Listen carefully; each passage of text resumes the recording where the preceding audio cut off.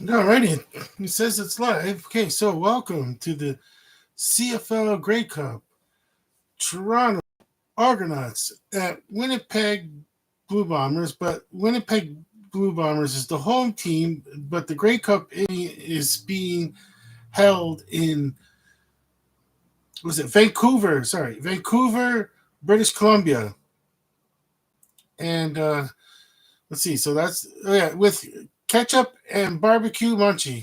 Oh boy, should I restart this when the game starts? I don't know. Okay, so on the left hand side of the television screen, there's no one knows I'm. I don't even. I gotta see if they. Well, I'll introduce them, and then when I get the tablet working, I reintroduce everything. I'll start the show over. It hasn't. I'm not doing a pregame, so it's not a big deal. To myself, I'm saying this to myself.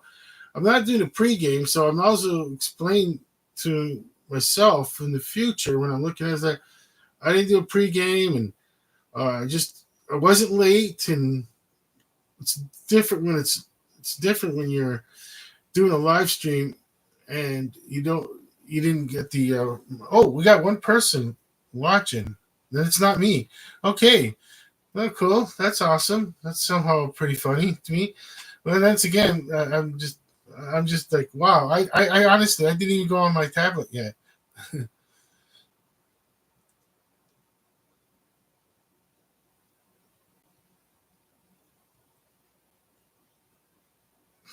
lost that one by opening up my mouth. All right. Okay, let's see. There I am. Okay, might as well go for a soda.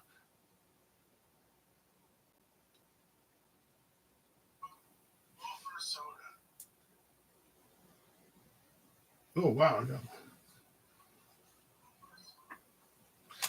All right. Okay, so I know it's working on the monitor, and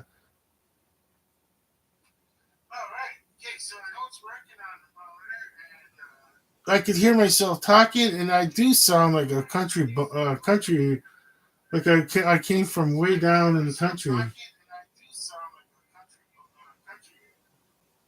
That's okay. I don't have a problem with it. It's just who I am. Alrighty. No one goes because once again, no one goes on this channel, and it's awesome for me. I just like to do this.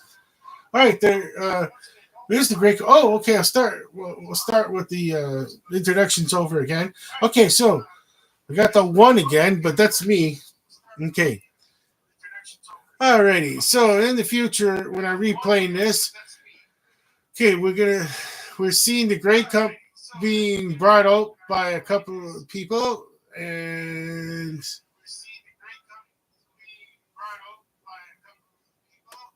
it's in that beautiful stadium of BC Place. Is it well, it's in Vancouver, British Columbia, anyways. Guaranteed, 100% good weather. It's in a dome. Well, the world's gonna come to like football. Every place needs a dome. Toronto I could see one day when the Argonauts go back into the Sky Dome, but it's problem. You know what they got to do is be able to take the field out. Take the field out. How would it be able to suspend the field for football and take it out? Well, and leave this baseball field alone. But then it's just there. No, it's just so much money and for what? For what? Unless unless you build dome, I don't know what to say. Uh,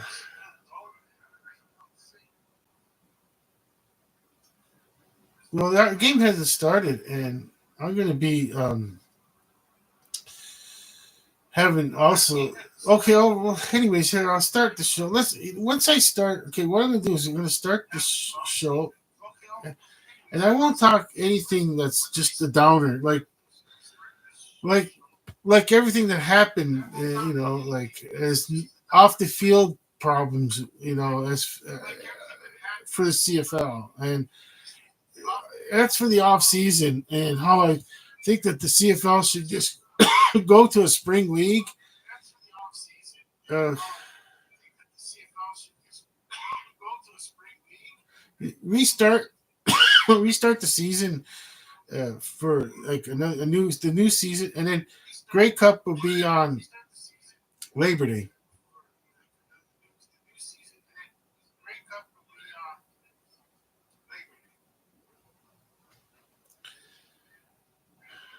British Columbia have the dome, so you should have no. You have no. It's not going to be stifling hot in the summer.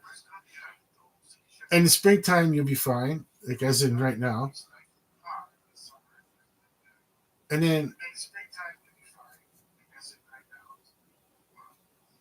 I don't know. I mean, it's hard in summertime. I understand how it's hard in summertime if the humidity's high. Even Calgary and Edmonton. If it's a high heat and high humidity, it's really tough for people to be able to sit in the stadium. I understand. That's the biggest worry possibly. So they try to like cool it off by that's what that's going to be off season stuff. That's going to be off season stuff. Okay. Now I'm gonna do another the State of the Union of the CFL in the off season sports news review. Oh no, we don't have it started. That's American. Okay, I'm not gonna delete this and start over. Okay, now. Okay, I know.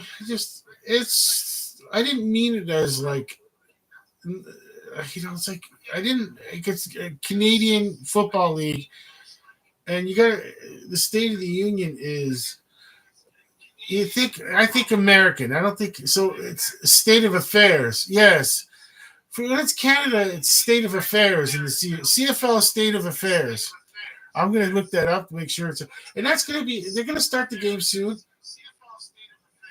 They're gonna start the game soon, and I want to be positive and and I'm not, I want we do Hamilton live streams, watch parties. And I try to, like I say, I try my best to. I watch the CFL, but I just, there's just nobody that else around me that they're all NFL. I don't want to say their words on this. We do just, but we just. The only time I'm going to see NFL now is the NFL Buffalo Bills. And we didn't do it today because there's so many games. It's like I mean, it's. I said I was going to do the Grey Cup live stream, and I don't. And the funny part is, I didn't have to do this Grey Cup. I could have just who am I beholden to? Myself, and I wanted to do this. You know. Well, that's my take on it. Like I'm just gonna enjoy the game, and I'm not gonna switch back and forth and see what's happening with the Bills. I'll wait till after this Grey Cup is over, and then I'll go see what happened with the Bills. It's not a big deal. I can watch the replay of it.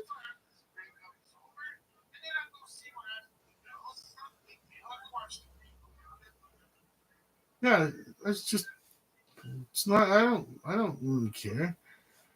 I'm not.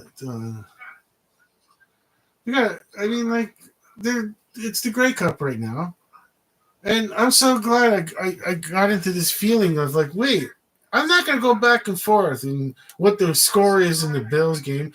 This is they went the I don't know. Will they mention it on their channel? In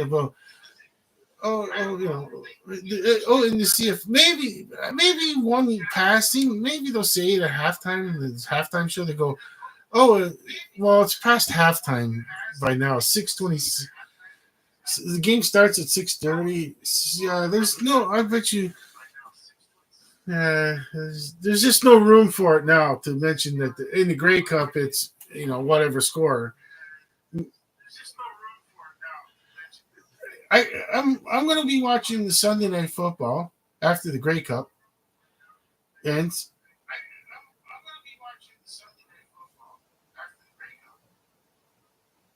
And I'll just hopefully see if there's any mention of a Grey Cup at halftime. if the halftime is after like the like 10 p.m. If the halftime is past 10 p.m. and the Grey Cup is over, I mean, and I'm watching Sunday Night Football, I'm hoping that in the halftime show, it'd be nice to hear that, and then that'll be like it says Grey Cup and that. And now when the commercials come back, the game's gonna start, and I'm gonna start this show over, and I'm gonna start it in a positive mood, and that's it. If this is for me. I do these for myself. I scared somebody away. I don't care. I, I they. I'm hoping that they went to someone else's Grey Cup. I don't care. It don't bother me. Oh, I was like, oh, my whole life again. Nobody wants to be around me. Nobody wants to talk with me. Nobody wants to chat. I don't care. I'm not a freaking adult.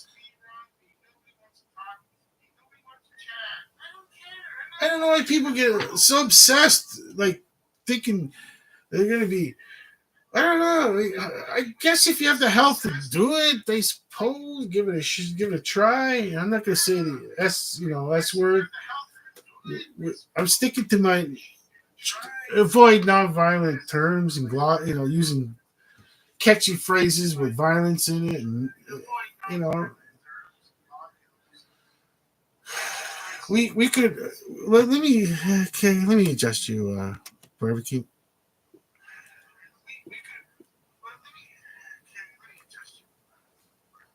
Ketchup.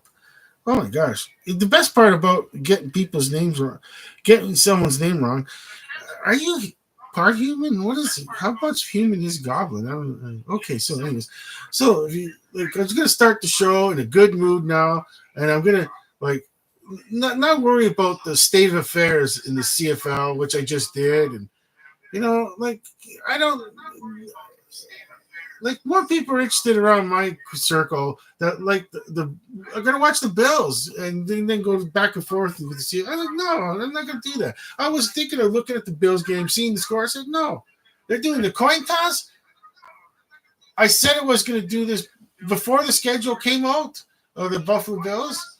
I know we do Buffalo Bills live stream, but I said I was going to do the Grey Cup, even though Hamilton's not in it. Okay, so they're announcing the referees. I'll start the show over, and this and be positive for the rest of the show. Okay, welcome to the CFL Grey Cup Toronto Argonauts at Winnipeg. Winnipeg Blue Bombers watch party with ketchup and barbecue munchie. On the left-hand side of your screen, you can see that's barbecue munchie, the orange goblin. On your right-hand side of the screen, that's the red goblin, and that's ketchup munchie. And the game is being held in Vancouver, British Columbia. Okay, so it's in a dome, so beautiful. It's not even bothering talking about weather conditions and. So that's that. Just throw that out. Okay, so now we're looking at two people right now. I should put the captioning on. I'm not sure what's going on right now. Okay, but I see the some senior purelator. This is a time when it's like. This is a time like. They're sponsoring CFL, and it's like you can't sneer at people that's sponsoring your CFL.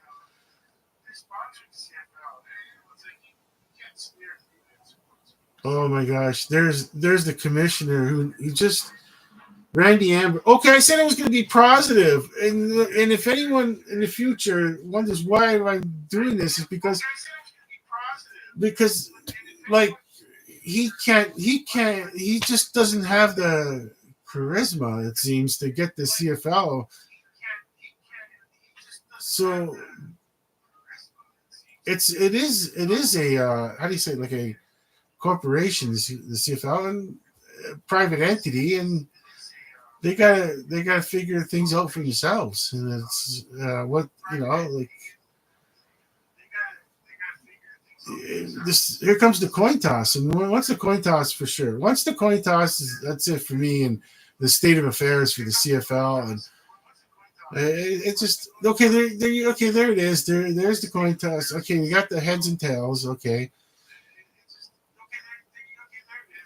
Wow, when you see a close up of the artificial turf, it looks hilarious because I haven't seen artificial turf up close and forever because I'm not in the health. What sporting event am I walking up to the field anymore? In the last 20 years of my life, plus, plus. Anyways, look at it. It looked like a carpet you buy for your front porch, the front porch. Okay, a plush one, like a plush carpet for the yard or something. Okay, here comes the coin toss, and oh yeah, I gotta put the captioning on. I don't know what's going on. Okay, there's the toss. I'm not sure who won.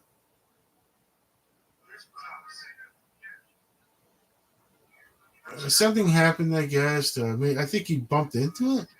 They did it again.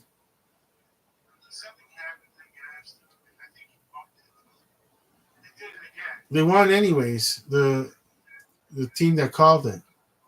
So that was the Toronto Argonauts. Toronto Argonauts in white and Winnipeg Blue Bombers, the gold helmets with the blue uniforms, and Toronto Argonauts with their baby, a particular type of baby blue.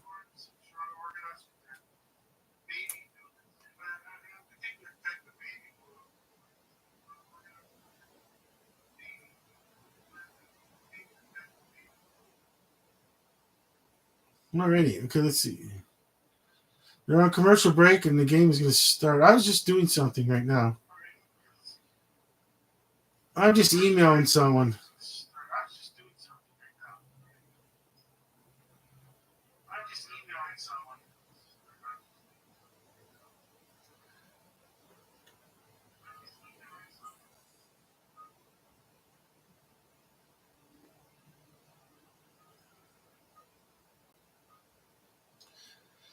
All right, still a commercial break. All righty.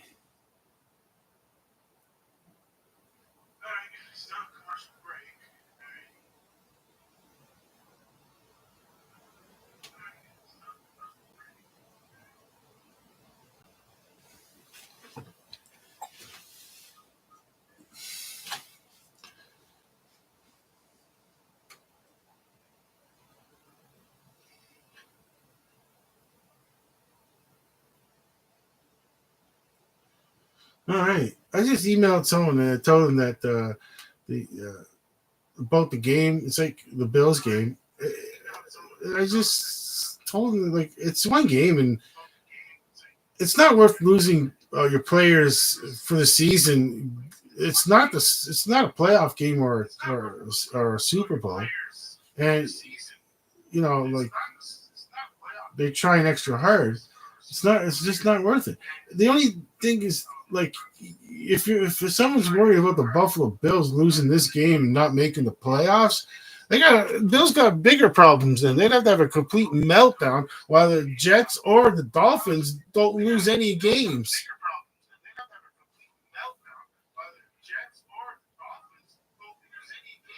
Yeah. I mean, this is like the owners and the general manager, like yeah, it'd be nice. They're playing here instead of Kansas City in the playoff, but that's putting the cart in front of the horse, as the old expression goes.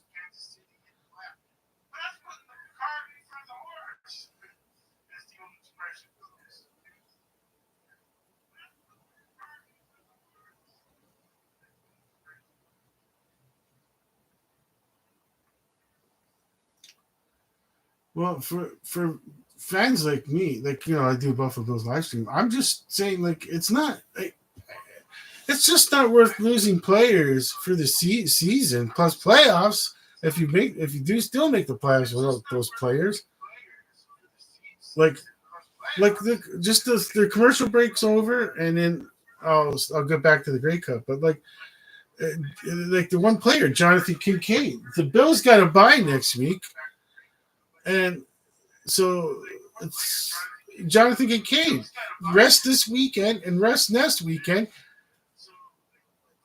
He's that gadget player you need once in a while, but he's not worth losing for the season just because you got to have him for that KC game that you might think you might lose face, lose how you say lose face, lose face.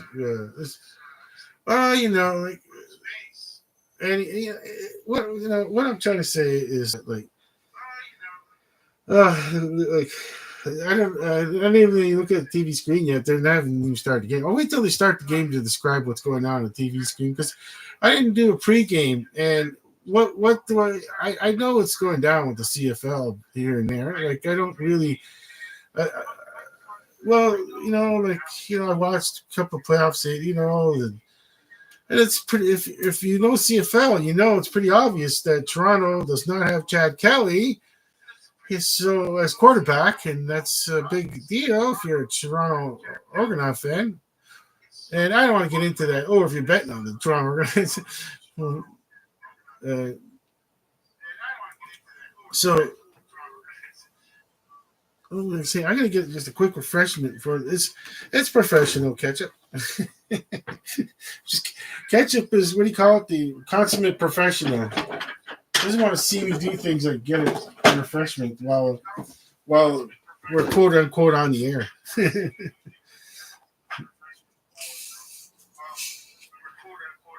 Oh man! Before the game starts, I just want to say this little interjection here that I've always wanted to do this since I was very young, and I feel like I could the sci-fi movie that came true where everyone is famous for 15 minutes. Well, give me my 15. I don't want my 15 minutes of fame on YouTube because it's not worth it.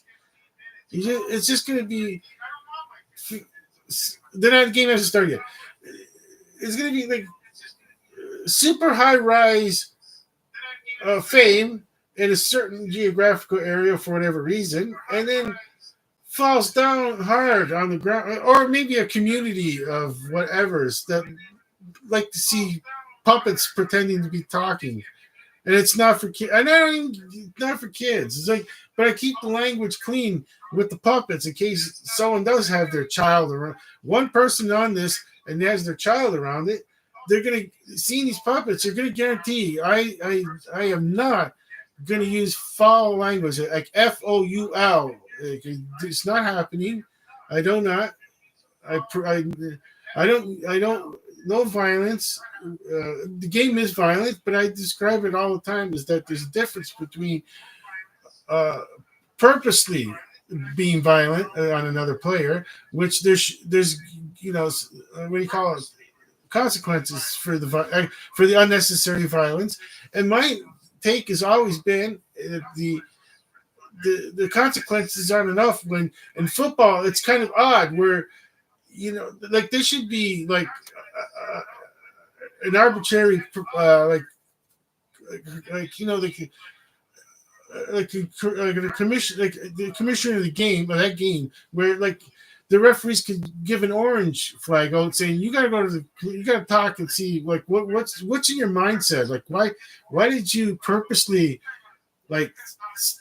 purposely do something to somebody. You don't like there could be issues that we don't want people hurting other players because they're whatever reason. This is just a game here, and everybody is trying to make a living, and this is like, and especially in the CFL, like my gosh, they're not nobody's making that much. They're on commercial break, and when the commercial break is over, they're going to probably start the game. But that's I always try to project, and if there could be a time when it's like a person like me who has the pedigree of watching NFL football and CFL football since the 70s, and to say, you know what, why I don't need to see this. Like What if like what? What well, they just taking it out. It's, you can't. Well, you have to let people blow steam, whatever that means, steam off. I'm not going to get into that. I was like, good. I'm not going to watch. I can just move on with my world. That's it. I'm old anyways. So what? 10 years from now, the world changes, it flips on its side, and like too much. I mean, not the physical. I mean, like just like people love like as you say, like not sport, physical with an art form of tackling, an art form of covering receivers, an art form that took someone from grade school to high school to college, and then they were one of the lucky few to make the NFL and making a lot of money. Because I come from a world where NFL players didn't make that much back in the 70s compared to even today's dollars. Like it was a different world. I remember lots about it. Like, I didn't. I wasn't a Buffalo Bills fan because they were. I was young and they were horrible at the time. They were never gonna make. They were. I could just knew back then they weren't making the playoffs, and it was like I don't live near the stadium. I understand about if you live near the stadium. Yeah, if you want to see the Bills stick around, yeah, you got to support them. That's all there is to it. Yeah, sure. Not even though the product on the field is not to what your standard is, but okay, they'll take the show somewhere else. I mean, if there's another state, Akron, Ohio, you want to, hey, I don't know, Columbus, Ohio. Or, no, too close. That gets into the territorial thing with the Cincinnatis and the Clevelands. Yeah, that's a different category. Yeah.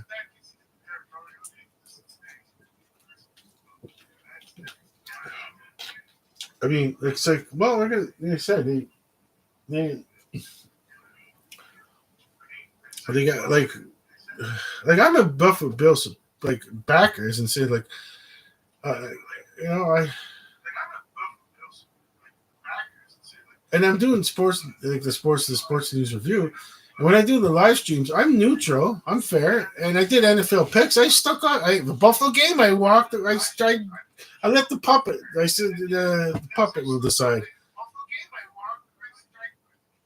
I can't remember what the puppet picked, but it's just that's just a neutral pick of like what I see before. And the game changes, and people that are just like, "Oh my gosh, you say you pick against their team." You're like, "Oh my gosh, you picked against my team and you were wrong." Okay, so I was. Yeah, okay. Next week is a new game. Let's start. I got to look at my track record. Look up all the picks I made. Really good. But if you're gambling, you gotta get out. You gotta get better than I do. So I don't even gamble. I even say to my last NFL picks, I don't even gamble. I don't even bother wasting $5. It's just a $5 donation. I'll probably get 4 wrong. So what? Okay, this is kickoff. Toronto kicks off the ball. Okay, so Winnipeg's retrieves it. It's a Winnipeg number 13 retrieves it. It runs down. It gets down to the 36-yard line. Looks like it's okay. So Winnipeg's going to start on the 36-yard line. Quarterback, which is the most important when you're just doing a watch party, is Zach Collaros. Because I don't even know who the quarterback is for Toronto at this moment. Because I just did not. Zach Collaros is a name if you know CFL, especially that he was in Hamilton. And it's a long story short. Hamilton didn't want to get rid of Zach Collaros. It's just Zach Carlos wanted to just leave also, saying it's who knows, you know what I mean? I don't know. You don't know. Probably. Like I don't blame him. It wasn't going so good, but it was great. He's not to change things now. He's in a Grey Cup for Winnipeg. So it's the first play he's got a penalty. Okay, so we got a penalty. It looks like it's gonna be offside for Winnipeg. There's some jitters, I guess. Oh, and the players, where is he? Oh man, they sub him in. That's a harsh business. There he is. They set him out for oh my gosh, it's a harsh business. Okay. Ooh, not a big time starter. Okay, there's Zach Collaros. He's got the ball. It fakes a handoff, passes, but it only goes for a yard before it's tackled. Okay, so second down. Oh yeah, I forgot to write first quarter. Oh yeah, first quarter.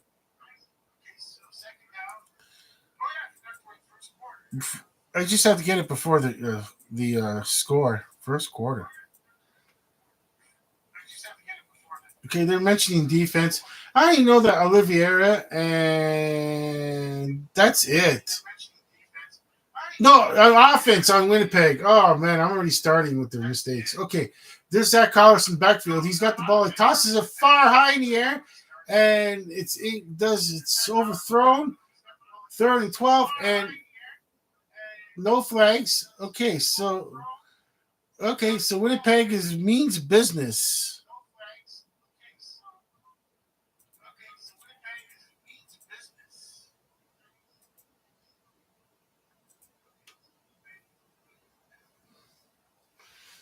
Okay, look, and the contact with number 9 on the replay for Toronto, it's incidental.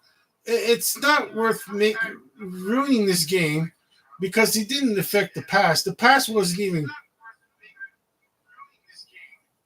Okay, there's the punt from Winnipeg. The pass was not there. Okay, a really good return by the Toronto. Let's see the punt returner for Toronto, number 3. I don't know. He's the running back. Yeah, it was. Yeah, he's got the large dreadlocks in the back. Yeah, I remember. There's a player, and I've said this a long time ago. No one believed me that you can grab hair in football because it's accidental, and if someone had a dreadlock came over, a piece of a dreadlock came over. I don't know if it was from the scalp or just a dead piece. It could have just been a dead dreadlock. So it's going to be 1st and 10 for Toronto on the 50-yard line. First play is just a handoff 3 yards, and I don't even know who the quarterback is, and that's the most important thing. What does it say? Okay, number 4. Okay, number 4, Arbuckle. Okay, Nick Arbuckle.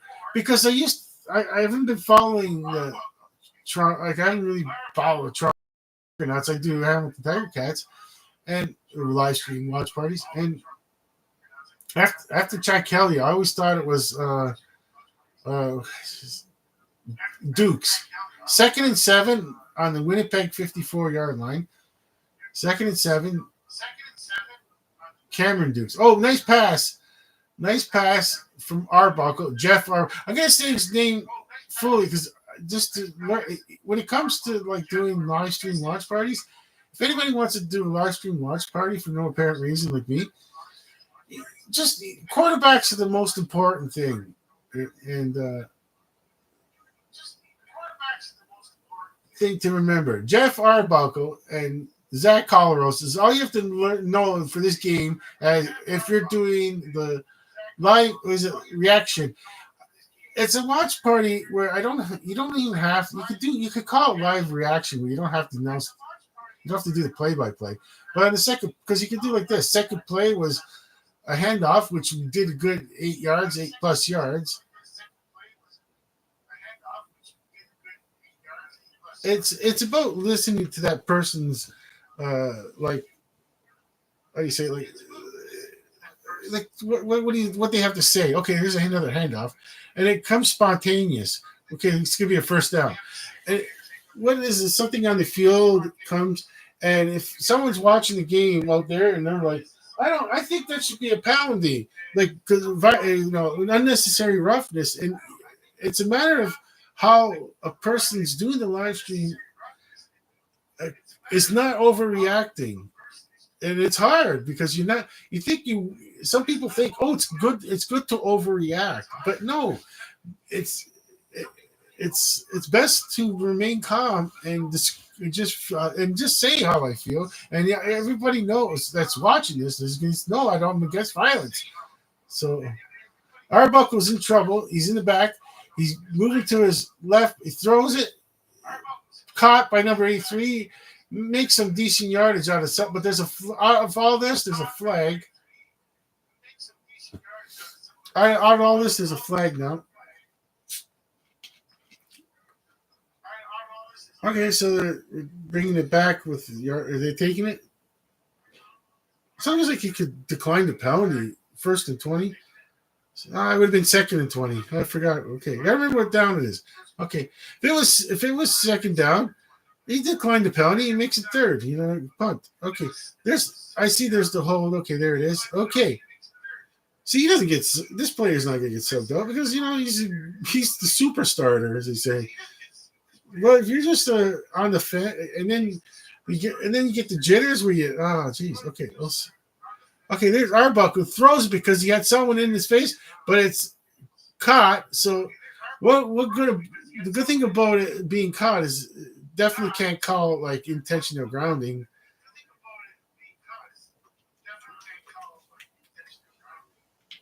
Second down because you lose the if the intentional grounding, you don't have to decline the. Oh my gosh, was that kick? What did that guy try to use his leg? Like he kicked his leg out to his that's just he caught him. He caught him. Okay, there's Arbuckle in the backfield passes it. He's okay. He's gonna look like he's gonna get a first down. Yeah, he does get a first down. Number 24 gets a first down and more.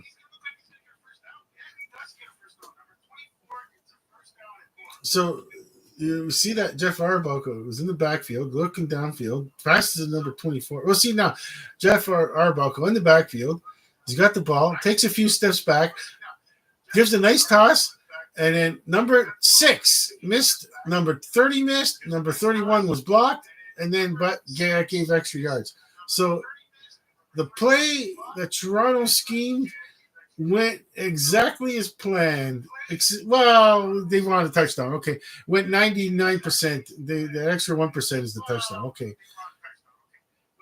Okay, so with the handoff, quick handoff, it's going to be now first and goal, second and goal. Okay, so we got second and goal. Not sure if this is 3 down territory going for the touchdown. Arbuckle in the backfield. He's got a single setback. Hands it off, and Winnipeg was waiting for it, and now Toronto's got a decision to make. You go with the 95% chance of a field goal and the 5% miss, or do you go with he's got the analytics happening right now. They got the analytics team going on, maybe some college students on who knows. It's the Toronto Argonauts. I don't think they could actually afford an analytics team. Okay, well, maybe on the cheap. It's about all. I mean, they're Toronto Argonauts. Okay, here it is. They're going for it, and no score. That makes sense. That makes total sense. They even had me going, and they're going for it. Flag. Big deal. You get a flag. Oh, you get a flag. CFL kicker is just close to making the NFL. There's just something. I don't know. It's something about NFL kicker. It's why can't Liam Howard? Okay, has he ever tried for the CFL NFL? I don't know. To make money, I'm just saying. Howard 13 yards, and like if you're in an NFL team, don't you want Liam Howard? Okay, so like he looks like try out, like after his contract's up with Toronto.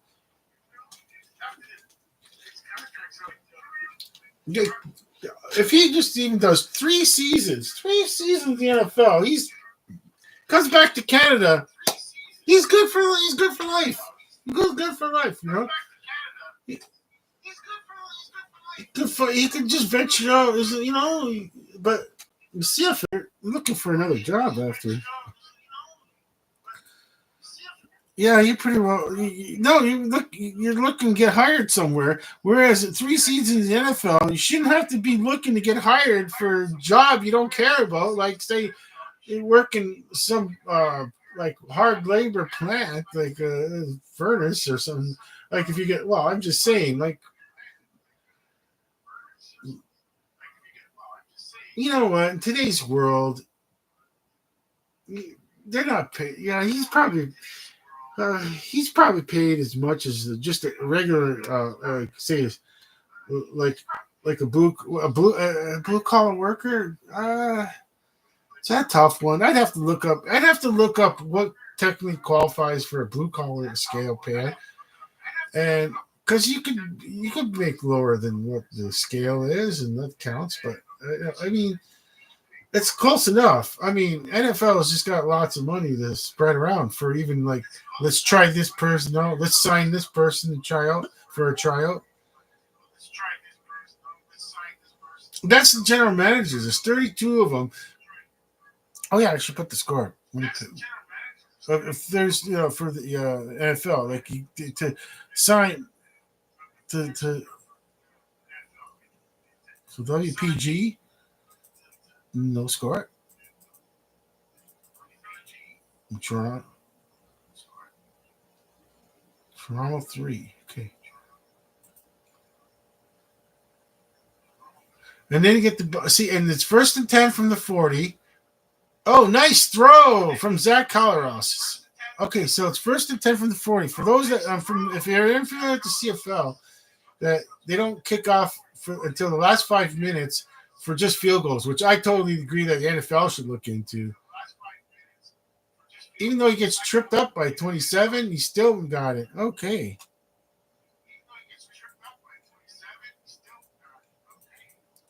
I was looking at the keyboard. I didn't really see. I seen it looking up, and I'm like, "Wow, okay, nice toss."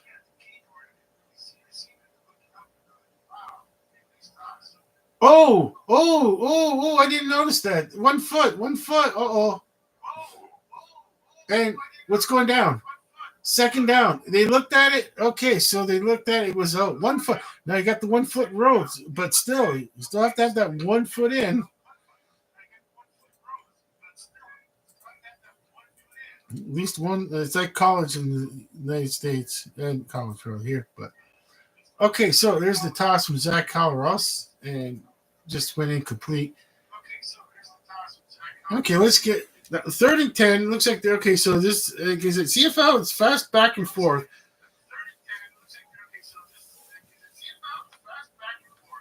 Oh, I may not be playing on this field, but the boys.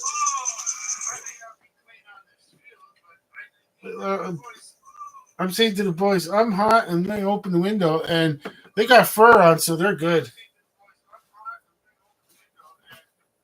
Oh, here's the punt.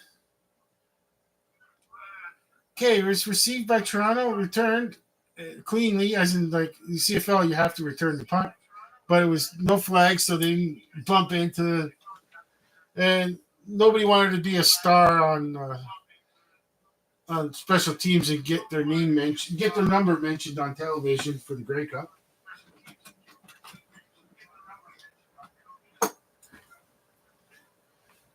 Well, the 111th Grey Cup.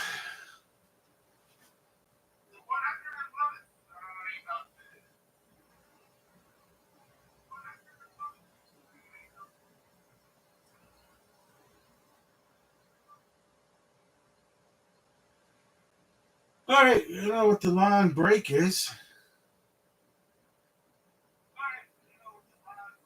Oh, thank you, Randy Ambrose. They're going to mention that they're giving Andy Ambrose a tribute right now. It's kind of a weird time to me. I guess they got everyone's attention. I suppose you got everyone's attention.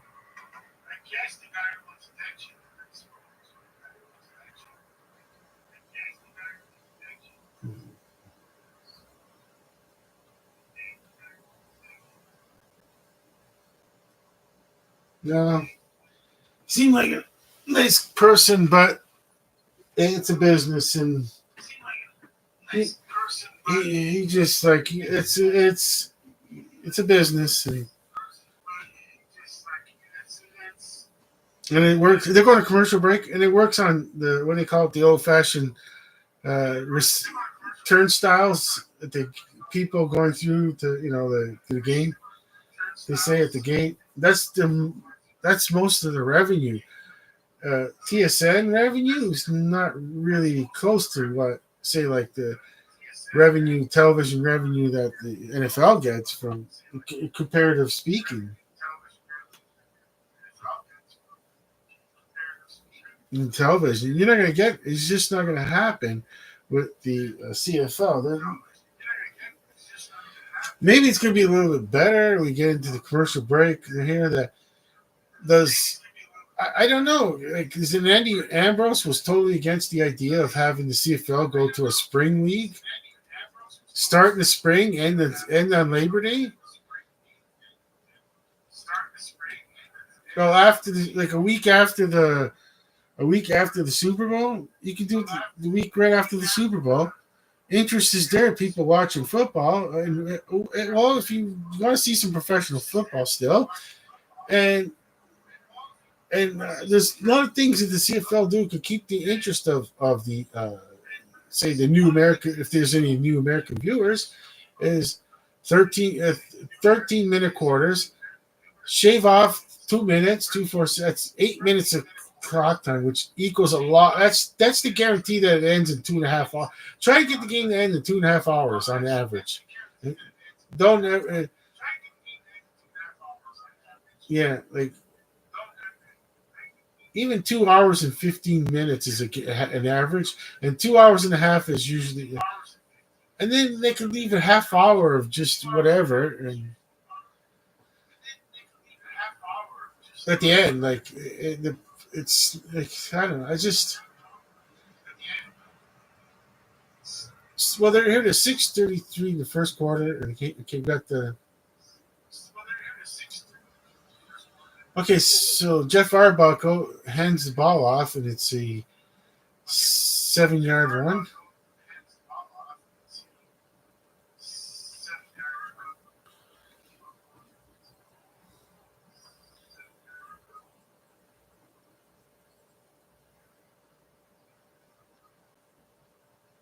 Okay, so it's still a decent game where I don't have to make up conversation with two imaginary puppets beside me. Well, I mean, when it starts to get really out of control by the fourth quarter, I start making just insane comments like with the okay, the nice first down pass from Jeff Arbuckle, and that the defender just doesn't want to give it up, and it's a pass. It's good. Okay, so looking at the replay again, number 15, he's got it. It's over, but it just happens so simultaneously. He's got it. It's his. I don't know how the defender thinks he's going to hit the ball. It's over. The play's over. Didn't you hear the whistle? Okay. First and 10 on the Toronto 36-yard line. Jeff Arbuckle in the backfield. He's got the ball. He takes a couple of steps back, tosses to his right, and oh gosh, that turned out disastrously for us. Okay, that didn't work so well. That was that play. That's never to be seen again. Oh my gosh, it did not turn out good. It's the way he was. If he would have just been turned around the other way. He's trying to make too much when it wasn't there, but it was the defense just had. That's just Jeff Arbuckle has to know from experience how when not to throw that. Okay, he's in the backfield now. He gives a similar toss to the other side, and that's not working. And that's now third down, and that just gives a lot of momentum for the Winnipeg offense. They get another chance to figure out the defense.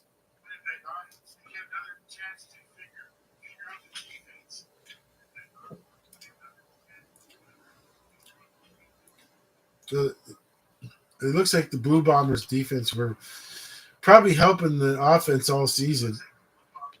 Like I said, I only know Hamilton Tiger Cats.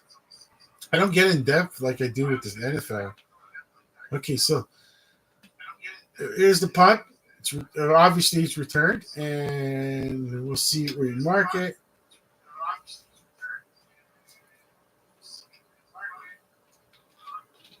Remember, folks, no fair catches in the CFL.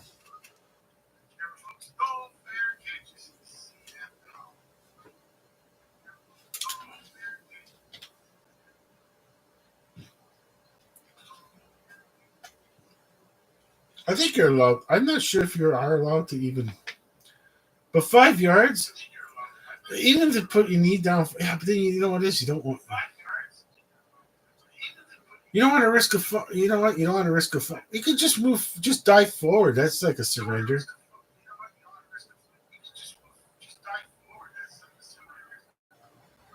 To not get a fumble, not to get a fumble. Something like anyways to not to get a fumble. Okay,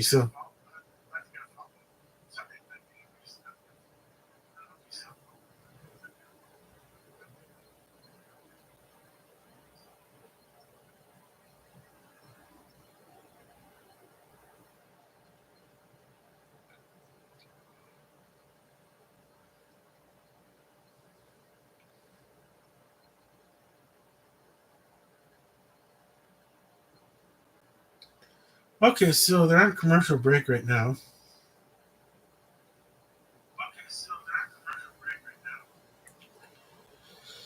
Well,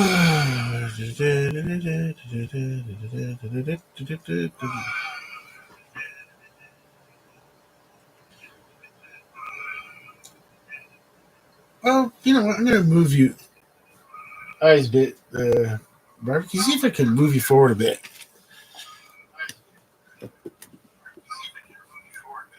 Yeah, that's better.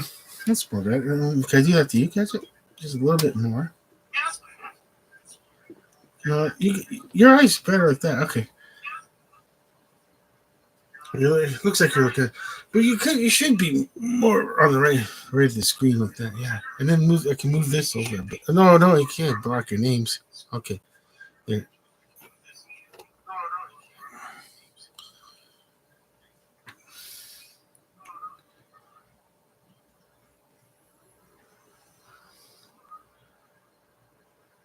Okay, we go back to the live action. The first play from Zach Collaros is a handoff.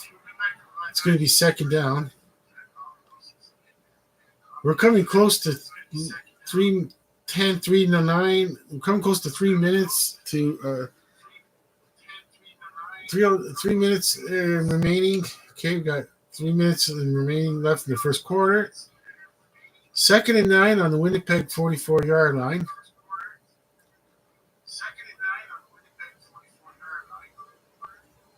Zach Collaros, Winnipeg quarterback in the backfield. He's got the ball, takes 3 or 4 steps back, tosses it high in the air.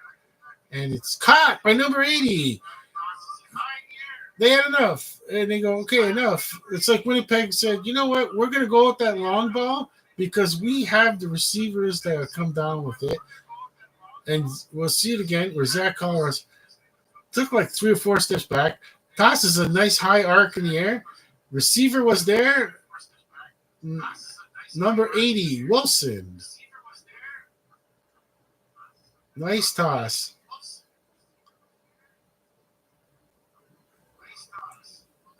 They went as planned in the practice. Okay. So it's Ontario Wilson. Okay. Zach Collaros in the backfield fakes the handoff. Oh, the tight end that caught it, number 86. Ooh, gets that flying tackle at the leg. That could be an injury right there.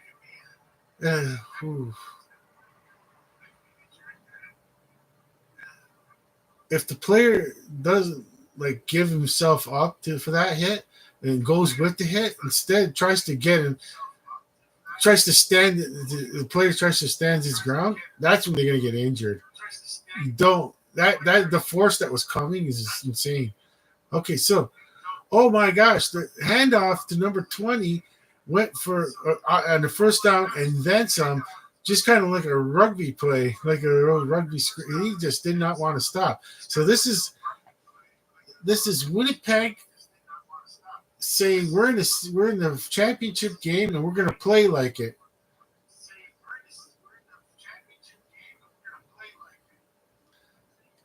That's the name I know. Is Oliveira, Coloros on those. That's about it. That's it for Winnipeg. I have not been and it's weird how I do Hamilton live streams, watch parties, but I always concentrate on the quarterbacks, the occasional receivers. Okay, here comes first and goal, and oh wow, number 3 Wilson in.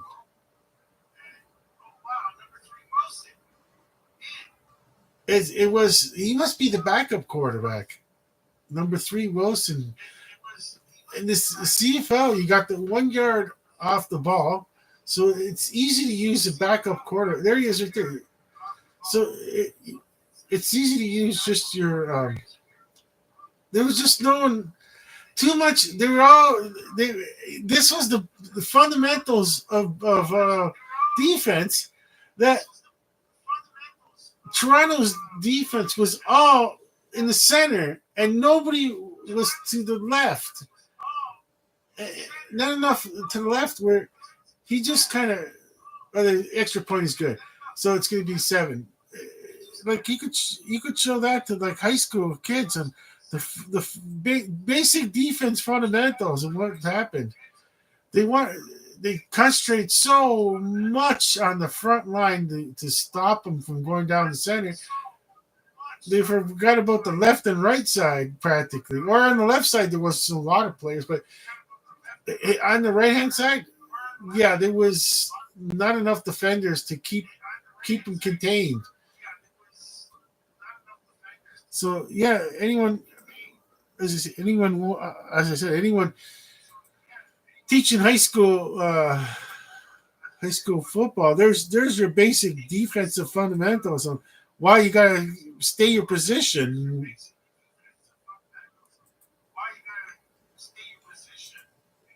Even though you want to help out down the center. Everybody knows the feeling. Everybody wants to help their fellow teammate be a team player, but there's times when if you stay the position, it pays off.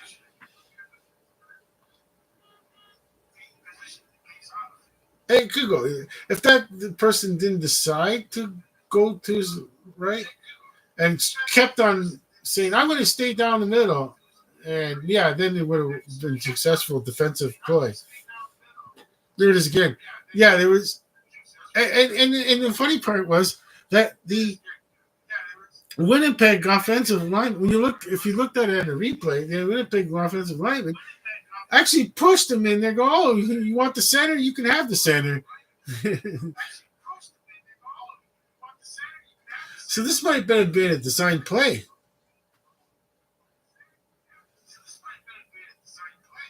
To make the line shift to the center, the defensive lines, all defense, and where you got a clear sailing to the right.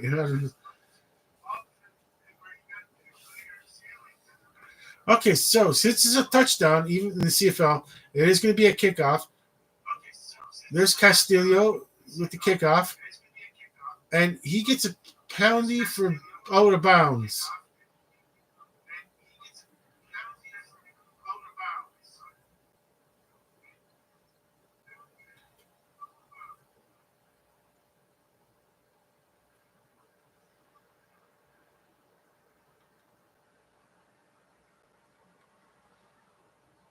Oh, okay. 1 second left in the first quarter. So I guess they're going to play this 1 second, and then the first quarter is going to. We're going to play this one down, and so it's going to be 1st and 10 for Toronto.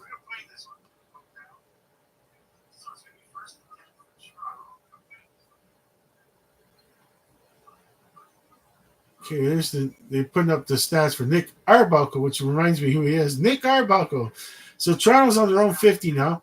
Okay, this play is just going to be a regular. And this is a play where you could pass down the middle if you want. It doesn't matter because you're not worried about clock management here. You can't whatsoever. Okay, so Nick Garko takes a few steps back with the ball. He's got a player number 3, and that's I don't know why he's. Isn't that over? Isn't it? Yeah. Why do some players forget that it's like 1 second left, and they're running with the ball as if they're gonna.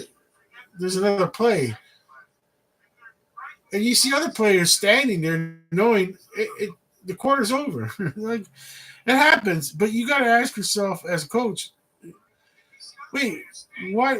Why did you think? Why did you keep going? Like, it's best to be so calm, and because things can happen like a fumble, and it's best to be calm. Where's the ball? Instead of like panicking, where's the ball? And it happens.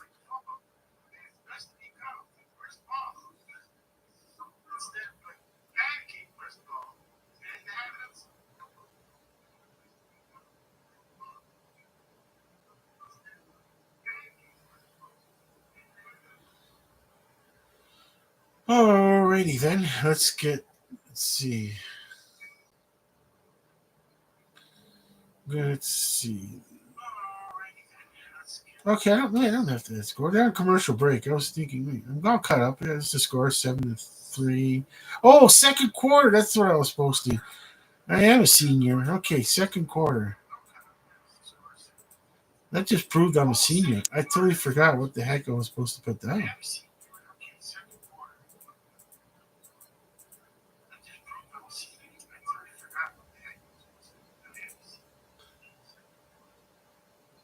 Okay, second quarter.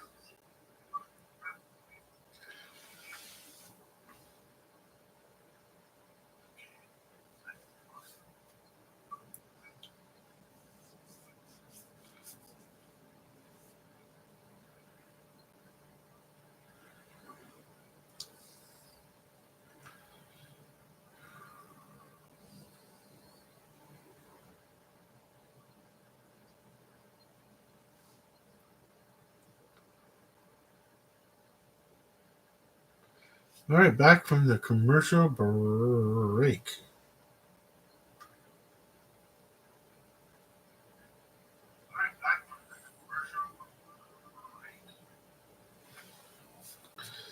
It took a while for the. It took a while for my voice to come back on.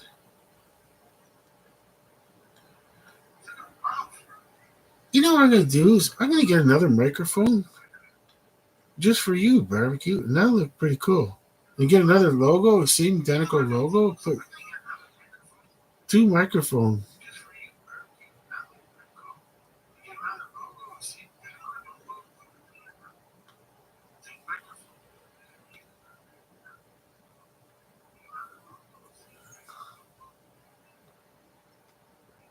Or I could just, you know what? I could just pretend to put the this one here. Okay, they're back from commercial break. I think you might have the room for it. Let's see. Let's see. Does he have the room for it? Okay, so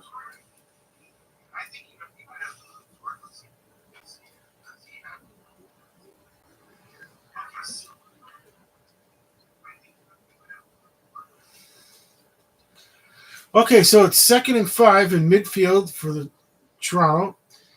Jeff Arbuckle in the backfield tosses it to his right, 86, caught it, but he's far from getting, and he actually lost yardage. It just ended up very strange. That just ended up very. Maybe I could put this one here. How big is this one? Yeah, you end up losing yardage.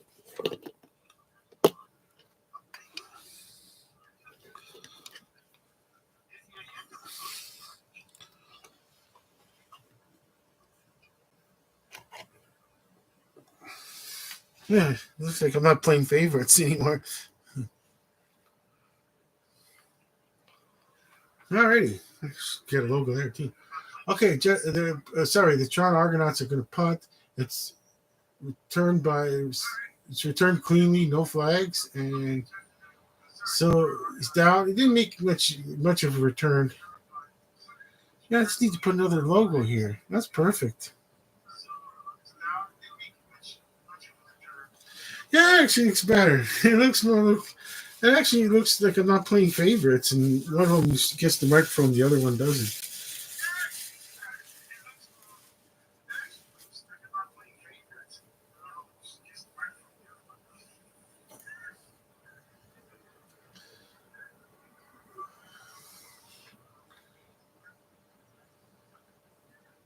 Alrighty, we got handoff from Zach Collaros. It's going to be second down, and we'll see what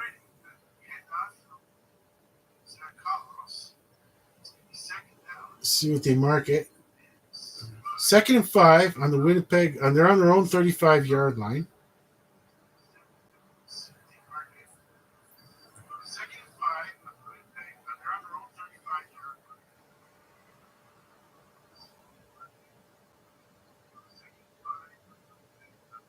Okay, Zach Collins has got the ball now. He passes it. Oh, dropped. It was like almost going to be a first down, but dropped. Incomplete pass. So it's going to be third down, 3rd and 5.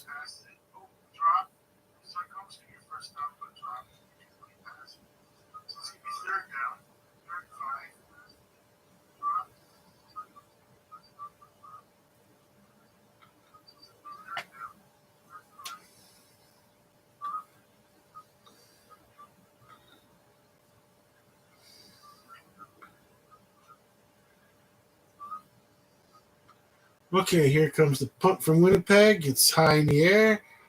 Received at the 35-yard line. And 2 yards makes a net 2-yard gain out of it. So Toronto Argonauts taking the ball on the 37-yard line.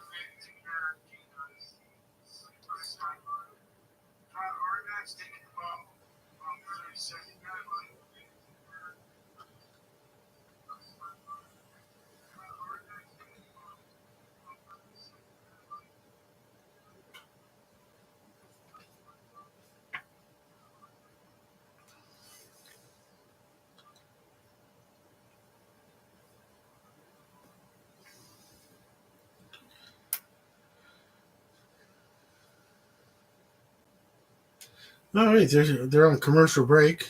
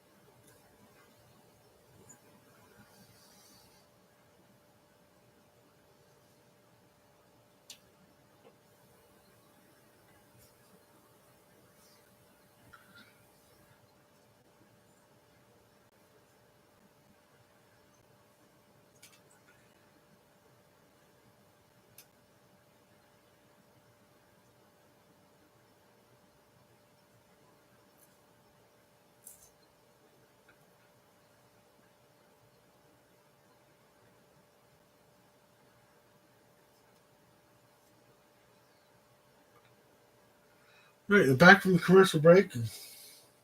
Back to live action.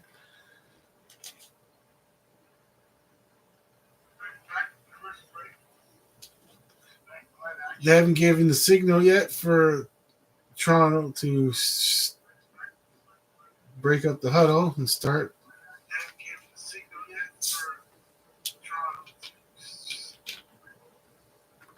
Oh, there he is. There's Cameron. There's Cameron Dukes. He's the backup for a quarterback for Toronto. He's the backup quarterback for the Toronto Argonauts. Okay, so Jeff Arbuckle has got the ball. Argonauts got the ball on the 38. Is it their own 38-yard line? Jeff Arbuckle in the backfield hands it off. No, it's only like a 3-yard run. It looks like maybe 4. If I'm like, we'll see it second down, and then we'll see what they're going to mark it. They're going to mark it 2nd and 6 or 2nd and 7. Second down. They got that part. 2nd and 6. Okay. Okay, so 2nd and 6 on their own 41-yard line. Jeff Arbuckle in the backfield.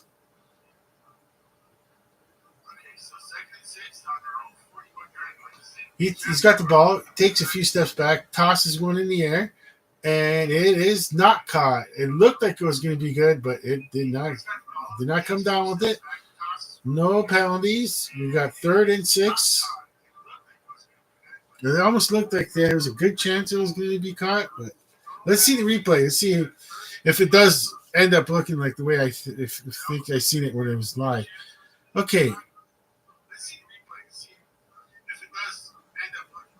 It was one of those deals where number one defender wasn't really looking at him, so it was a chance he could have caught it. It just happens.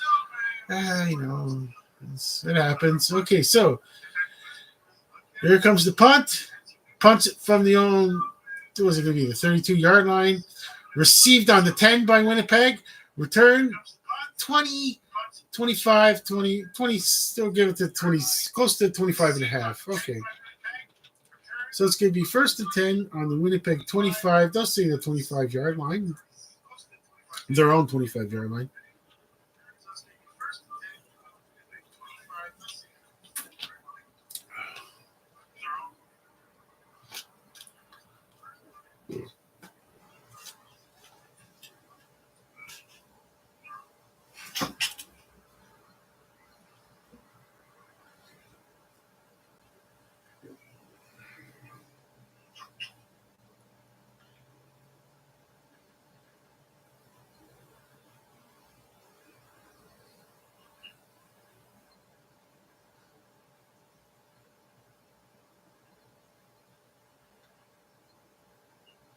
Okay, they're still on commercial break.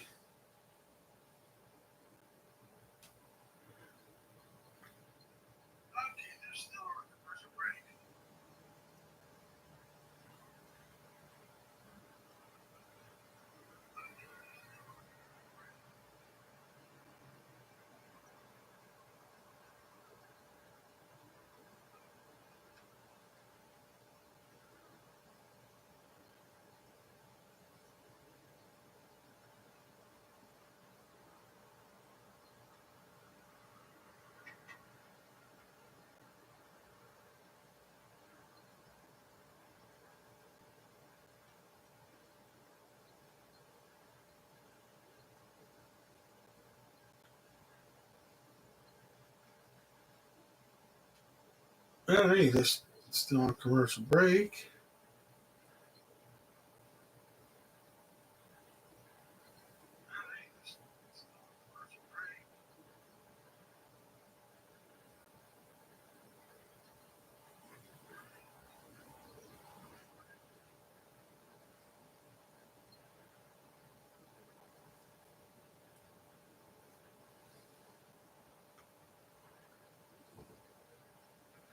Okay, 1st and 10 on their own 26-yard line. Zach Collaros hands it off. Looks like it's going to be a 5-yard game. Could be 2nd and 6 or 2nd and 5.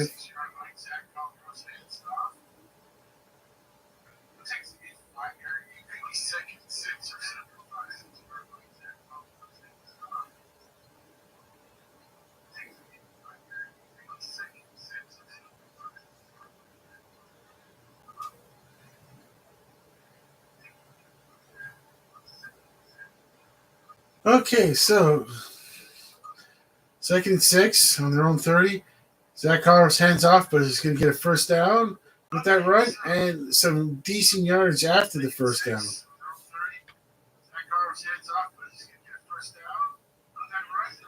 And Oliveira, number 20. Number 20, Oliveira is the running back who got that 1st down and then some.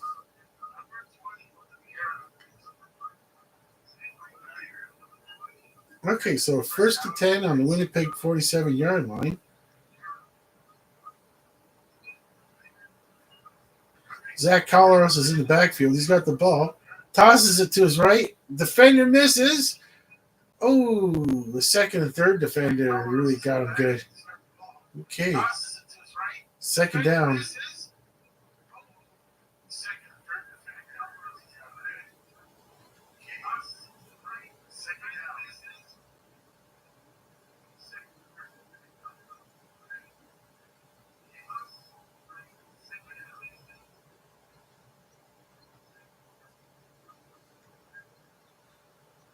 Okay, so Zach Collaros in the backfield is waiting for the ball. He's got someone beside him. Single setback. He's got the ball. Fakes it to him. Tosses it. Caught. More than a first down.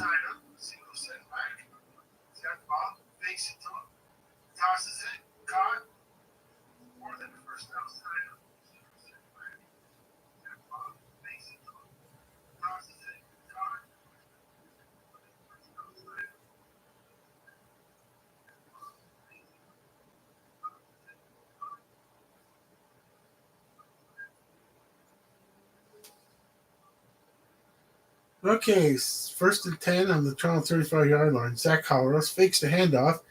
Goes to his right. Tosses it. Caught by number 80. He's on the 10-yard line.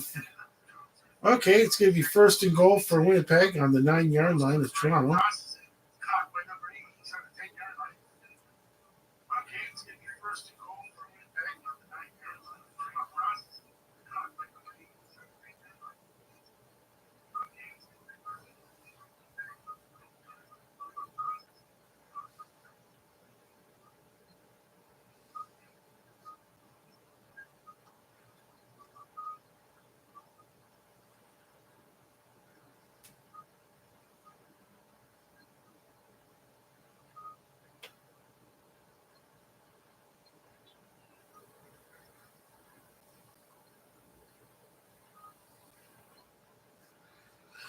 Okay, first goal on Toronto, 8-yard line. Zach Collars has got the ball, fakes the handoff. He turns to his right, tosses it out of bounds. He was forced out of bounds. Okay, second and goal. Now it's still on the Toronto 8-yard line.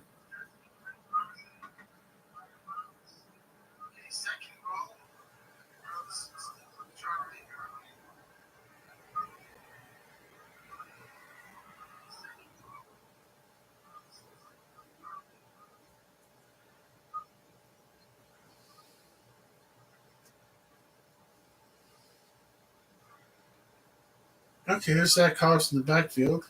He's got the ball. And he's in trouble. And Toronto's defense really did that in. Oh, wow. Third and goal. So I can say that they're going to go for a field goal here attempt. We see the replay where Zach Collaros. He's got the ball, takes a couple of steps back. He gets in trouble, gets tackled.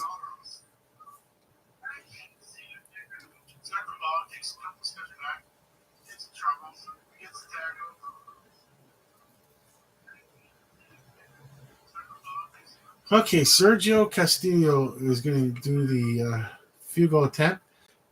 It's going to be a 20-yard attempt. And this should be automatic, which it is. Okay, Winnipeg 10. Okay, so the Toronto they're going to get the ball on their 40-yard line to start, and it avoids that whole nonsense with the kickoffs. Such a time waster. So they remember, folks.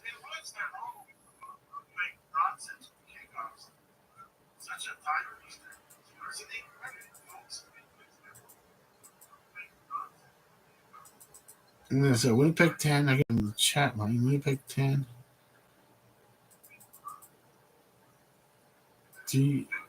DOR. Still 0-3.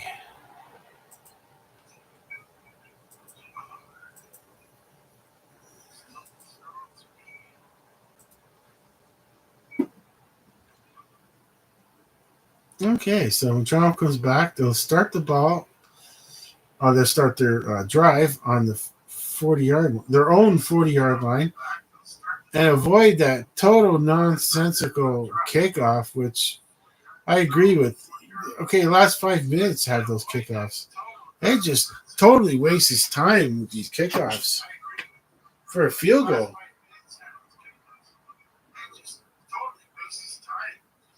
I understand on the touchdown, give the other team a chance to instantly make a comeback.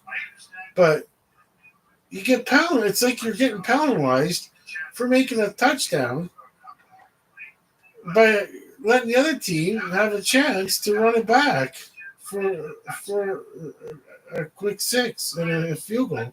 I mean, sorry, and an extra point or whatever.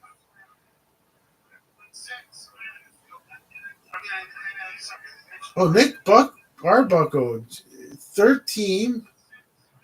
Yeah. So Nick Arbuckle is when I'm looking at all the teams. That's the journey. That's called the journeyman CFL journeyman. The journey quarterback CFL. I'd take it. I'd do it. I'd love to do it if I was back in the day. Sure, why not? That was Frank on his first down play. You don't have to. I'm not even gonna bother describing it, but yeah, I mean, for me, thinking right now that thinking like, oh, go. Hey, let's see. No, if I was young and had the health and then the ability, I'm sorry, health and ability go together, I guess. If I had the ability to be this person and play in the Grey Cup, yeah, I'd be okay. I'd be okay with it. I'd be all right with it. I'd be okay with it. Sorry. Okay, Arbuckle in the backfield tosses it, and it's not going to be a first down, and it plays over. Okay, so the Argonaut, Winnipeg Blue Bomber players picked up. I'm like, no, it plays over.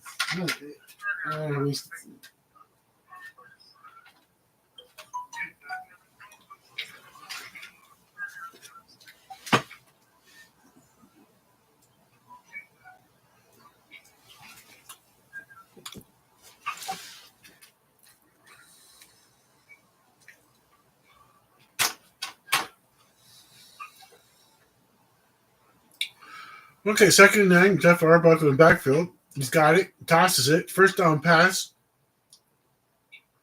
And then some. So number 15 did some good yardage after the catch. It's like Toronto really like to keep that momentum going and keep the Winnipeg offense on the bench.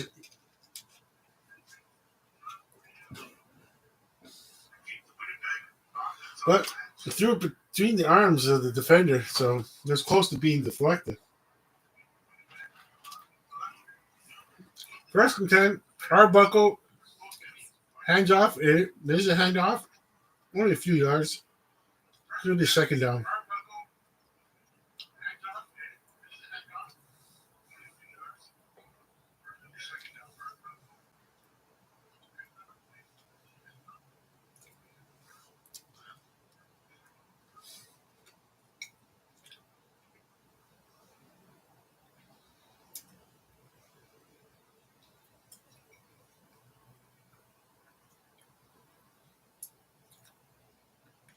Okay, so Toronto got the ball in the Winnipeg 51-yard line. Jeff Arbuckle in the backfield. Takes a few steps back. Tosses in the air. And it's caught. And it's caught by number 86. Number 86 went in front of the defender. He was in front of the defender. Jumped up for it and caught it.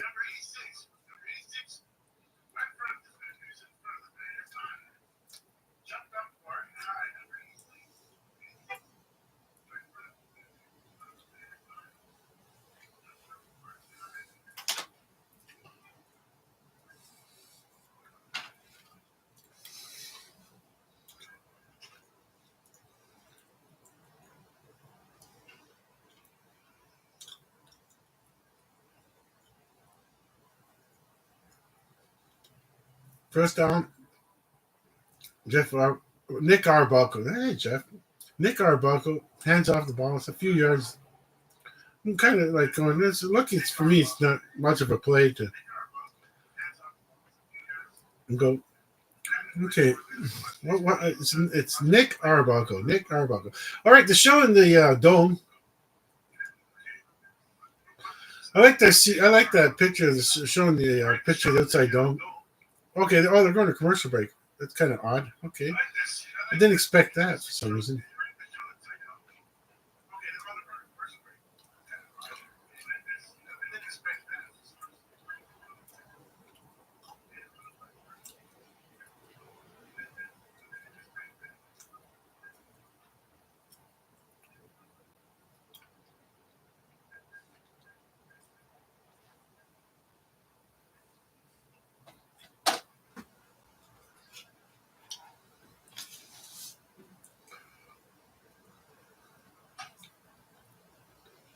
They're just still on commercial break.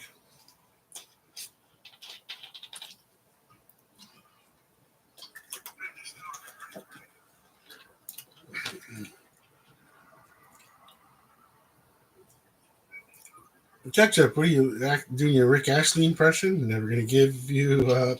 Never gonna give you up.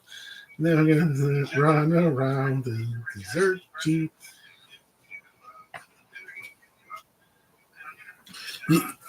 Pretty soon you'll be ketchup. You'll be ketchup. Won't be Rick Ashley. You'll be ketchup.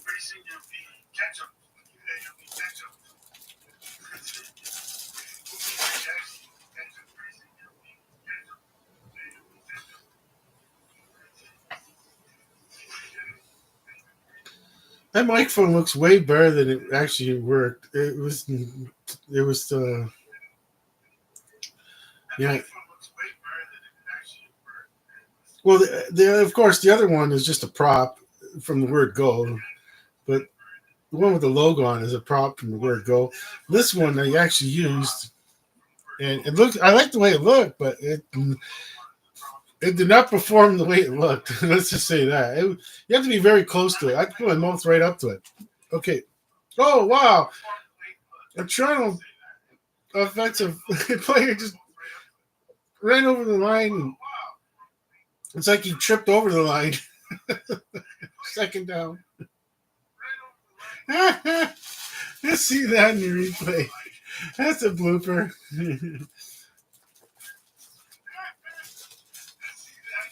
Oh, they're gonna show the. They're not gonna show him because they don't want to embarrass him. I guess. Look, he actually tripped up on the line.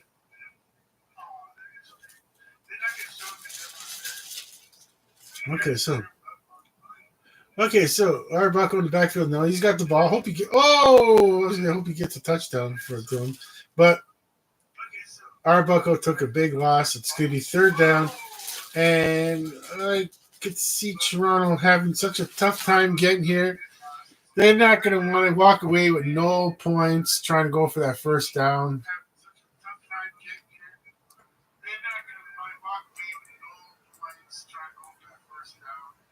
I'm thinking field goal units should be out there, but we shall see in a few seconds. I can't see. There it is. Yeah, Holleyrood's going to kick a field goal, of course. 35-yard.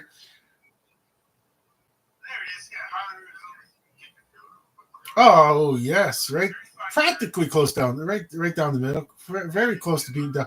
Oh no, no, no, no!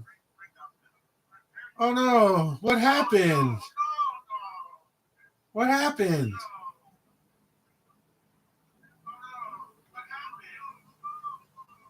There's no flag.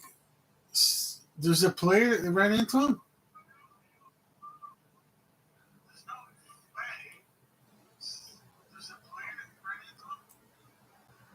Uh, I I don't. I don't. Shouldn't they count that as a penalty at least? Like the refs missed it.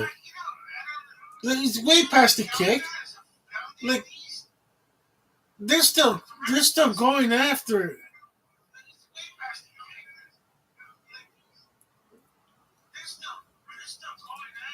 This is. I think that's good. I see now. This is when I get bent out of shape, as the old expression goes. They need someone. Okay, here comes first down for the first down first down for Winnipeg, and it's not much of a play there. But I'm just like I'm just not impressed with the way there's no recourse for what just happened there. The player kept going after it was over. Did I put WPG 10? Oh my gosh. I don't even look what I'm doing anymore. Toronto 6. Okay.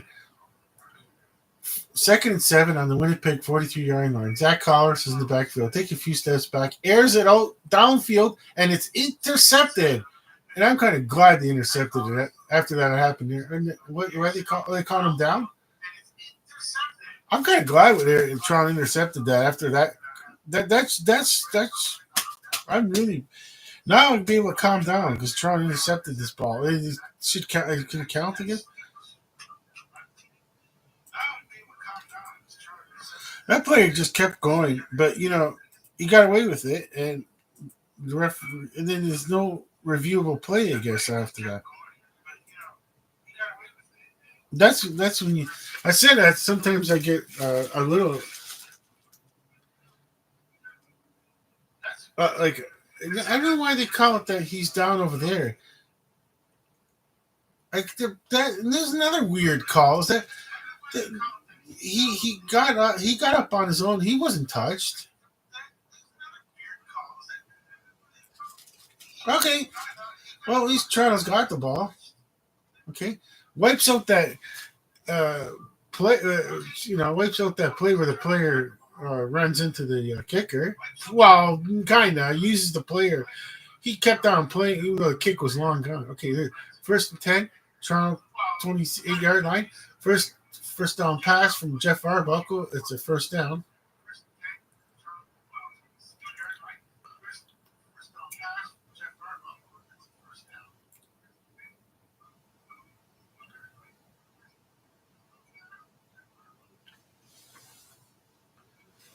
Okay, Jeff Arbuckle in the backfield. He's got the ball. He tosses it at number 15, and it's dropped. It's going to be 2nd and 10.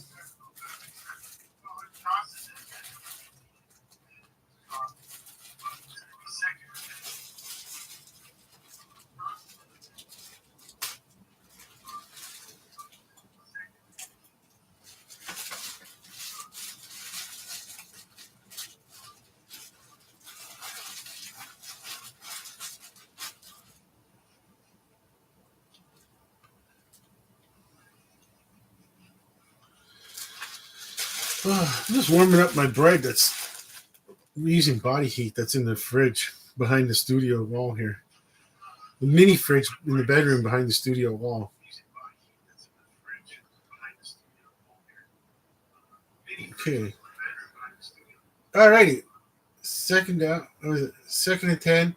The Toronto 40. Arbuckle in the backfield. Gets a lot of chance to scramble. Tosses one to number 10, 18. I'm sorry, number 18 catches it.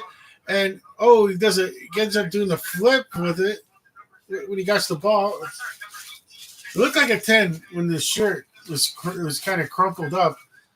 Okay, so Jeff Arbuckle's got the ball again. He's in the backfield, tosses it, and it goes through the hands of 88 and 24.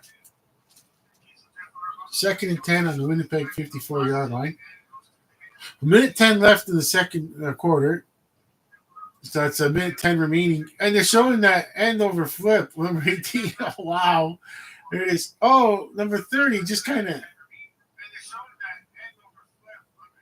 Number 30 just kind of didn't hit him low with his shoulders. He was just in a sitting position and hit him. Okay, so Jeff Arbuckle in the backfield takes 3 steps back, takes 2 steps forward, goes to his left, looks for someone, tosses it, and it's not caught. And there's a flag. We'll see what the flag is all about. Usually when it's that, it's usually holding. No, Jeff Arbuckle, if he really believes it, it is, and it is. It's on Winnipeg. So 1 and 1 second left, time remaining. Illegal contact on Winnipeg.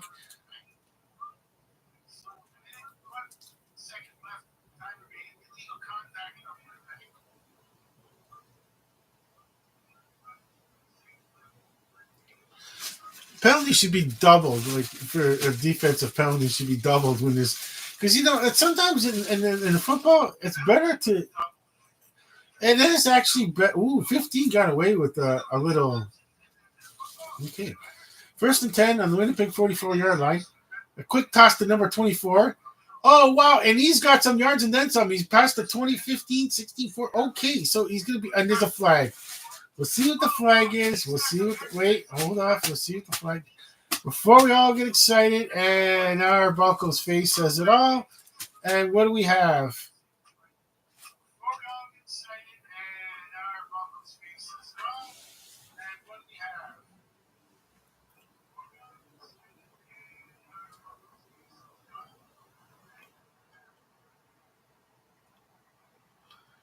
Still waiting. They're still conferring. Okay, here comes the head referee. Actually, that is that's the referee. I suppose there's the line judges. Okay, there are 2 penalties. Okay, so we just do this all over again. Okay.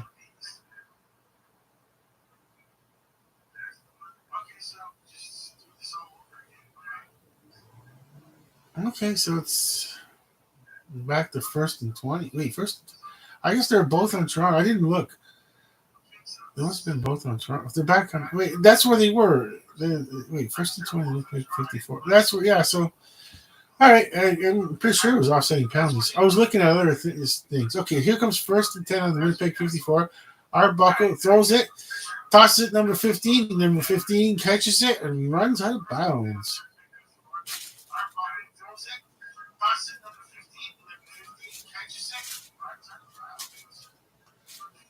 Okay, I'm seeing the replay now. Jeff Arbuckle takes a few steps back, tosses it to his left. Number 15 catches it and runs out of bounds. Okay.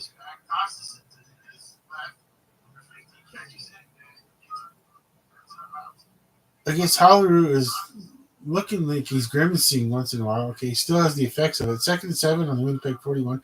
Arbuckle in the backfield, tosses one, and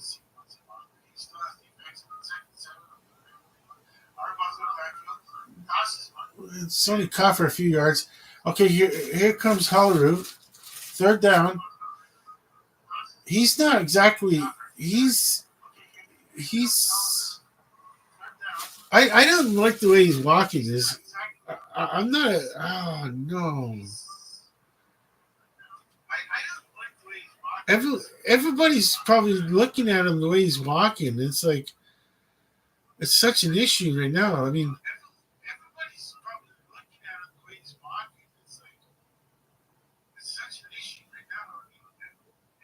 Winnipeg 38-yard line. Okay, here comes the field goal attempt from Holleroo. Oh, okay, he's got it, and it's good, but it's usually not. He's probably longer than that. Oh my gosh. What are they going to do at halftime? They're going to have to try to quote unquote work on it. Oh my gosh. He can't do kickoffs, Like if Toronto scores a touchdown, he can't do a kickoff. And they're gonna, the way to get. That's something that the Rules Competition Committee has to look on the offseason. Like, this is exactly what we got to try to avoid. That player just ruined the game practically, and that's not. It's just like.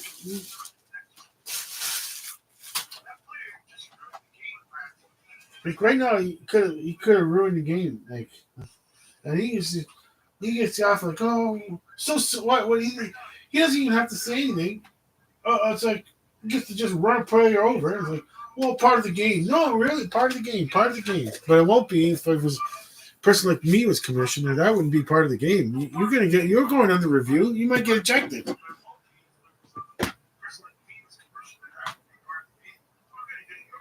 You can't explain why the heck you kept playing. You didn't you kept going even though the play was over.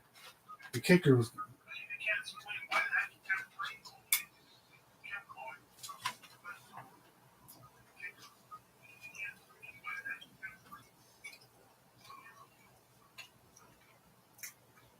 Okay, so it's halftime.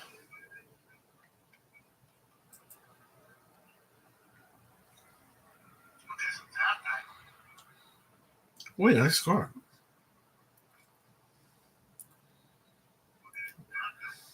They keep showing. They keep showing the kicker the way he's walking. I know it is an issue. The other team's looking too, going, "Oh, okay, what's going down?"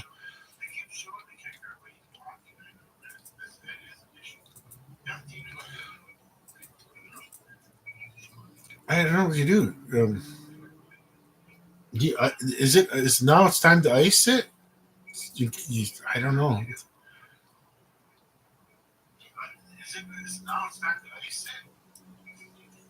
Do you ice the injury now? They know what to do.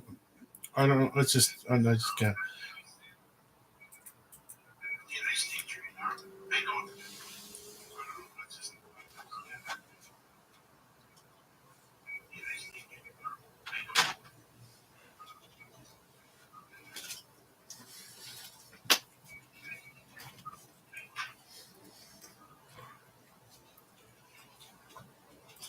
I just lost everything. I can't remember. I don't even. I want to make 100% sure that I got the score correct. Well, due to like just being all and just not happy with the way it went down. Where a player that's on special teams could affect the game right now like that. It's just unbelievable.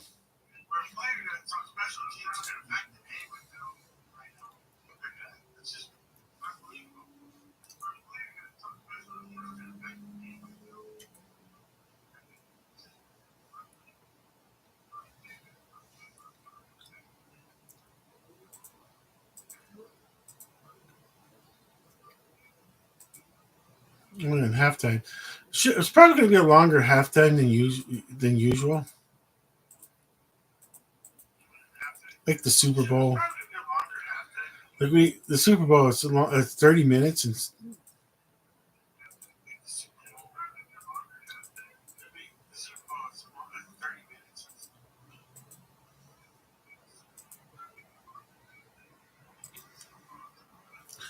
$8 o'clock. It's halftime. Yeah, it should end by 9:30. Then that's a decent time to end by.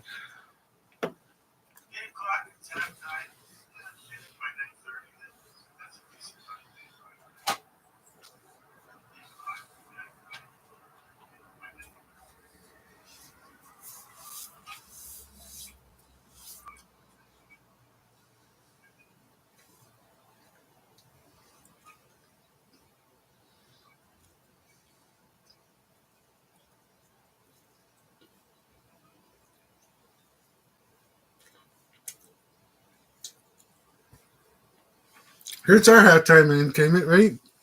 Catch up Munchie. He's gonna go up to the mic. Never gonna give you up. Never gonna run around and desert you. Ooh, give you up.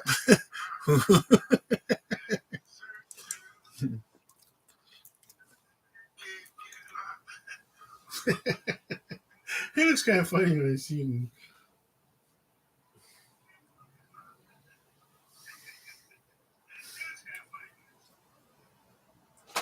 We've been together for so long. Uh, I don't even know that song. That's amazing. How do I even know some of that song is amazing?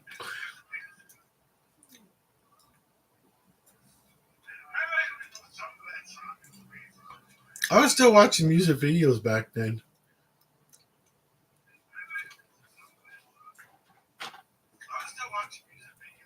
It was, I just thought it was like a thing to watch music videos on a weekly basis, and then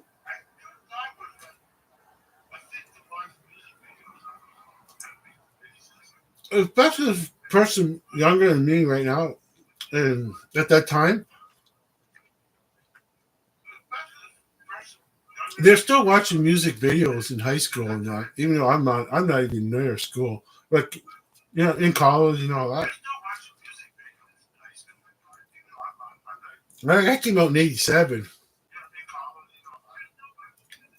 And I don't know. I used to still watch music videos, even though I didn't see the decline. I didn't.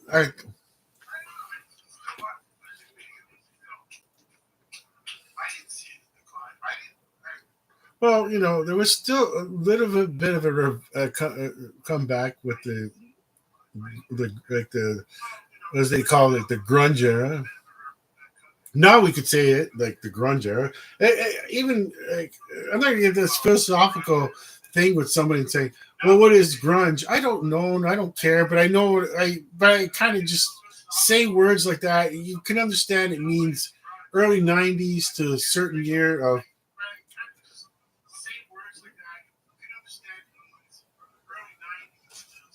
whatever, whatever year you want to start with. But either way, like it was the new wave music was on the way out of the being very popular, having new people because music is an industry, and you find out later in life what that means. At the time, like '87, I did I care about that term. Music was the music industry.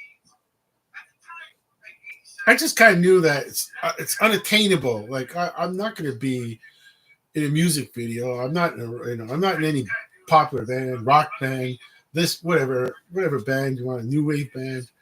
I'm not whatever. And of course, I think rap music was getting more popular, if I remember correct. I can't remember exactly. I'm a certain age that like I don't remember when it was like it's one of those sad things in life when the first music video that containing rap on much no not much music on MTV was Deborah Harry with Rapture. And anybody would think that's crazy in this day and age, but it's right there. It's the truth. There's there's she. Deborah Harry is rapping on MTV on a music video. And you think, wait, of course, then you get into this philosophical argument. Of course, it's going to be, this making it popular for everyone else. And like, what? I was at an age where Deborah Harry was like, to me, was like, she was the pop thing of back in the day. The glass of heart kind of stuff. You know, I, that was like 1979, probably. I don't even, it's just, it's just, it was a time and a place, and uh, I enjoyed my life now, and it happens. We only live once in this world, and it's whatever. Oh man, I guess the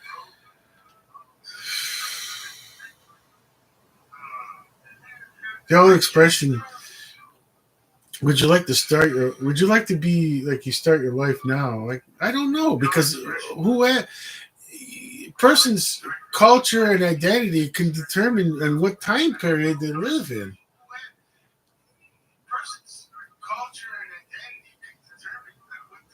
It could be determined. I should have said could be determined in the time period they live in, and I don't know.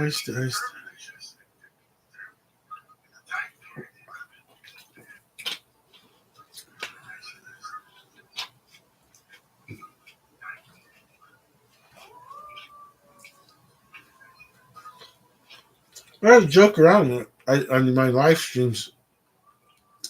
Once in a while, I'll say, I remember watching a new show. Well, to me, it was new. It was only a few years old. Monday Night Football. I think Monday Night Football started in 1970. And it was at 9 p.m. Eastern Standard Time. No one could believe it in this day and age. That game, 11:45, and the game could still be on. But it was a different world that we live in now.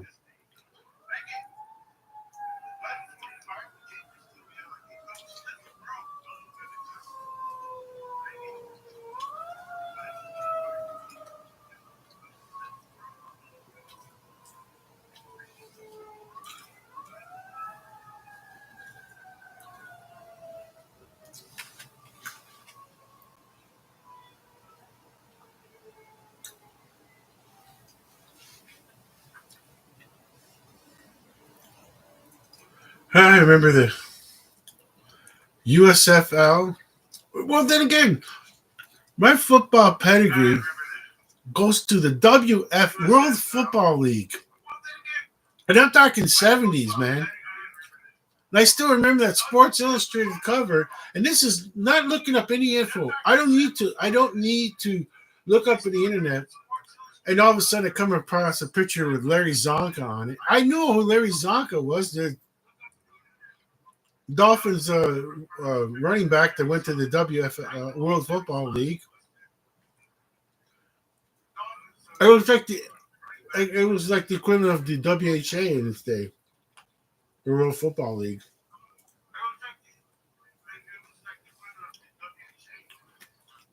For those that know hockey, the WHA is the begat the what's it say, the Winnipeg Jets. Now the Edmonton Oilers, Calgary Flames came from Atlanta Flames.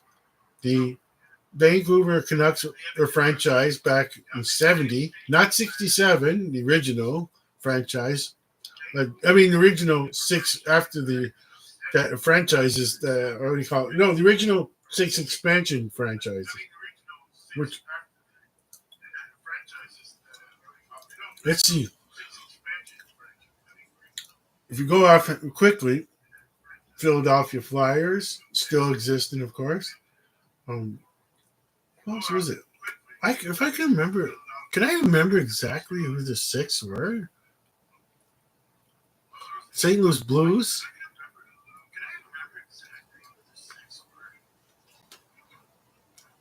See, it's got to be St. Louis Blues. St. Louis Blues. Philadelphia Flyers.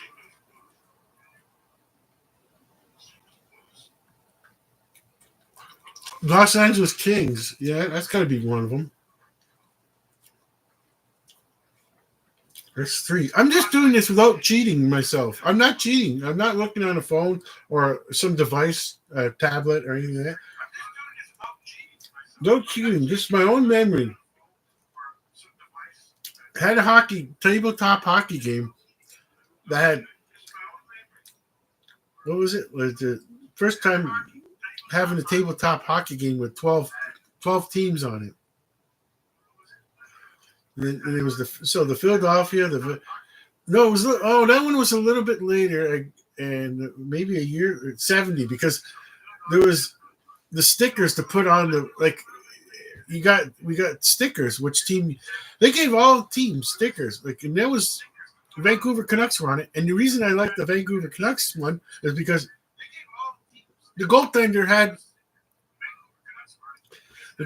a mask on the sticker, and the other ones didn't. Like the Montreal Canadiens goaltender had the face, you could see, didn't have a mask.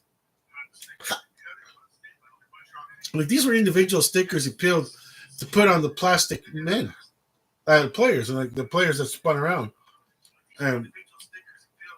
He peeled and stick. Now, there's people out there that want those stickers on top.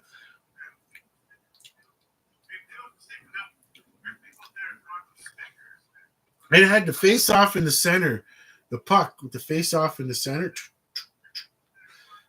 The little plastic black puck would be the scoreboard. Yeah, the scoreboard. In the center of the scoreboard was a hole through it that you could put the puck through, so it could drop through the scoreboard that was held up with these two orange arc. It was pretty cool for its time.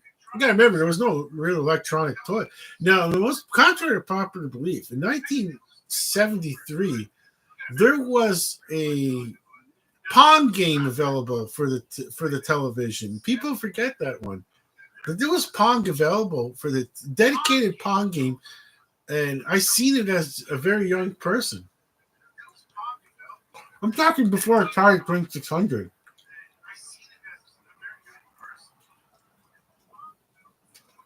Like there was a home version of Pong tennis, like what was called tennis.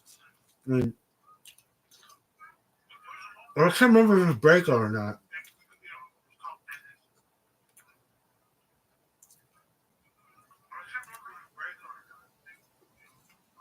So, That was one game on Atari 2600 that could at least come close to an arcade version. Was Breakout somewhat, but of course Atari 2600 always had their own version of something because that's 8-bit and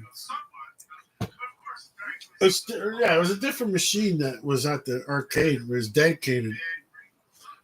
That was a dedicated CPU and the card and everything for that game. And the sound had its own cabinet to really increase the bass on it. That's what got people's attention as they're in the arcade and you hear that Space Invader. That was the high notes, but the explosions were the bass that came through probably on the cabinet. And the missile, I heard my sound effect in the background. Yeah, the missile sound effect, the high note, and then the loud bass. Missile Command was good for that. The sound, the ball.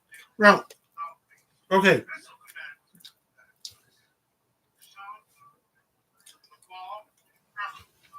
Breakout is a paddle game. It always will be to me. You have to have it's best to have a paddle to control that game. Okay.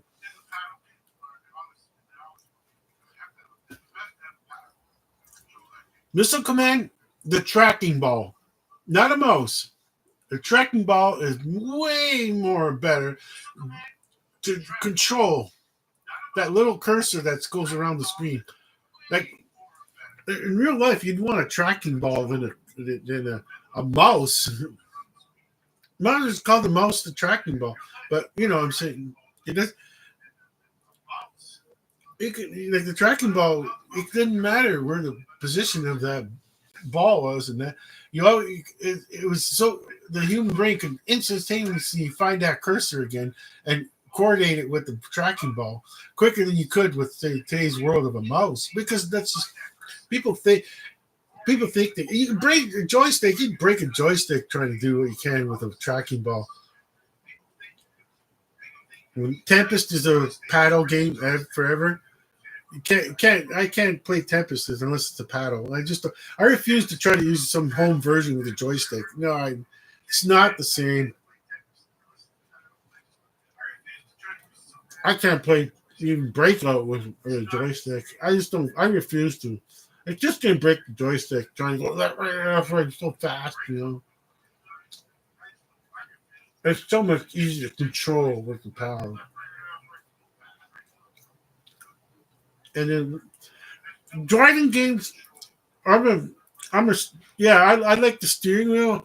And there was one game, like I was a little old for this, but I was getting old, but there was a game that was called Hard Driving. And Hard Driving had the option of automatic, and you got to be a damn fool not to play the standard, playing with the stick shift, because the car, how crude it didn't matter how crude it looked on the screen by today's standards. It acted like they had a clutch, so it had a physical clutch to push in, and the car would react as if like someone's letting go of the clutch too early on first gear when it can't get it going. Can't get the car stall out, and if it switched gears without pushing it, if you didn't have the right RPM, you could hear that grinding noise, because then it's not the transmission's not in sync like a real transmission gear ratio. When it's in sync, you don't even most people forget that when it's in sync. But you got to be really good at driving the standard that you can know when to hit it with back in the day, when to go in the second or third gear without the clutch. It's got to be perfectly lined up in the sense that you don't cause wear and tear. The clutch is to avoid wear and tear on the gears.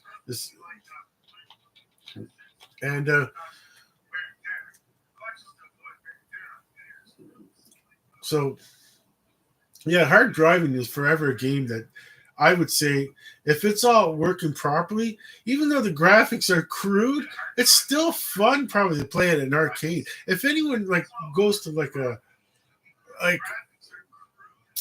like in Canada, if you went to Canada's Wonderland, and there's a hard driving game there, you gotta go. You gotta try it out. It's just I used to go to the arcade because I was getting to a point in age where I was getting old and I didn't really I half the 3/4 of the time. Oh, NBA Jam! If I wasn't playing NBA Jam, I just wasted what I had left at the hard driving. I was having too much fun, and I didn't care what was going on the screen, what the missions accomplished. I just wanted to drive the joystick because if it just was like so realistic the way you had to really push the clutch in properly and let go of the clutch to get it in out of first gear, and I just love that, and that was lost, and like not many people. It's like now I bet this if people realize, oh, that's actually more fun playing this playing like an old style game that was so realistic, physically realistic, but not the graphics. The graphics were crude, but at the time, oh yeah, I was into that. Okay, sorry, it was a sign of the time. I liked NBA Jam. It was a sign of the time. Besides the NBA Jam, which a lot of people forget, this little caveat that Michael Jordan was not in the NBA Jam. It was Horace Grant, and who was Grant and. He probably still regrets it to this day that he was not in the original NBA Jam game. I mean, it's a too bad. It's the Horace Grant is there with the goggles instead of Michael Jordan. That's just the way it is.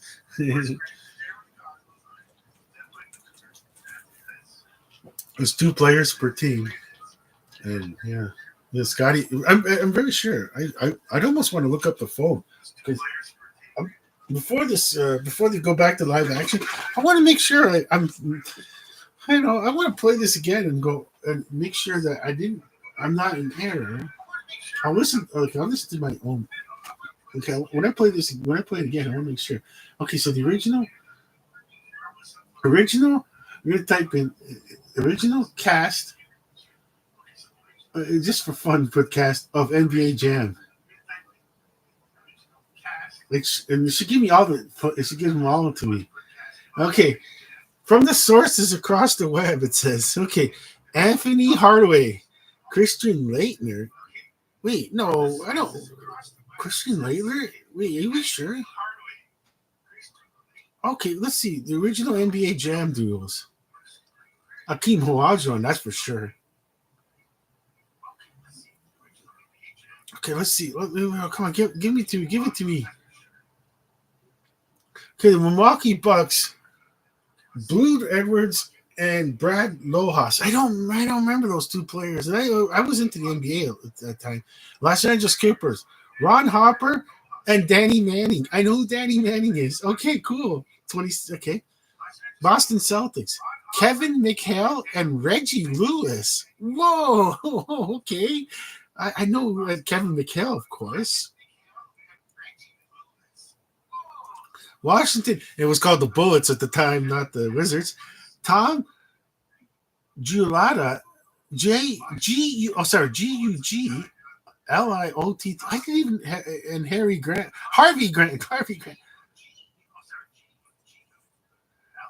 Tom Giuliota and Harvey Grant. Whoa, Minnesota Timberwolves, Chuck Pearson and Christian Leitner. Oh, wow! I thought Christian Leitner would have been too, like, maybe it came later, but no, that's the time of Christian Leitner. Okay, Dallas Mavericks, Derek Harper and Mike Iuzzolino.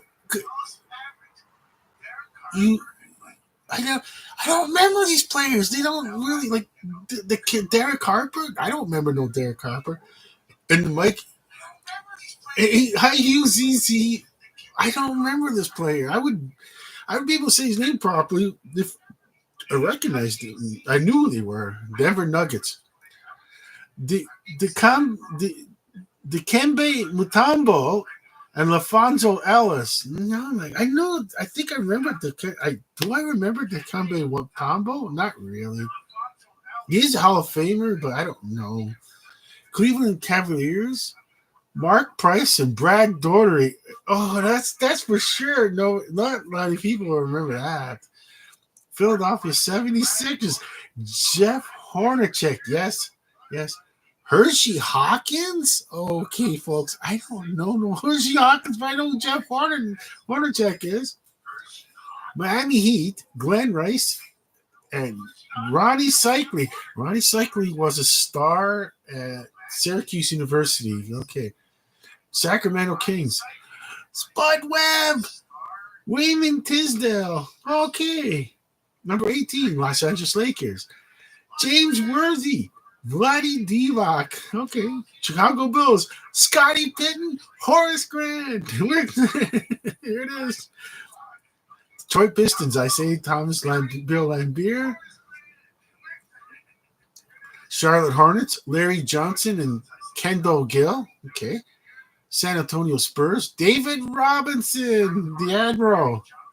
Sean Elliott. Don't know Sean Elliott, but I know David Robinson. Okay. New Jersey Nets. Derek Coleman. Drazen Petrovic. That sounds like Drazen Petrovic might have been a big name because probably one of the first that are coming from the Eastern form. It sounds like he came from the former countries that were under Soviet part of the Soviet Union, and they 93 probably. Okay. Houston Rockets, of course, Hakeem Olajuwon and Kenny Smith. I don't know Kenny Smith, but I know Hakeem Olajuwon, of course. Okay. Portland Trailblazers. Clyde Drexler. Definitely know who Clyde Drexler is.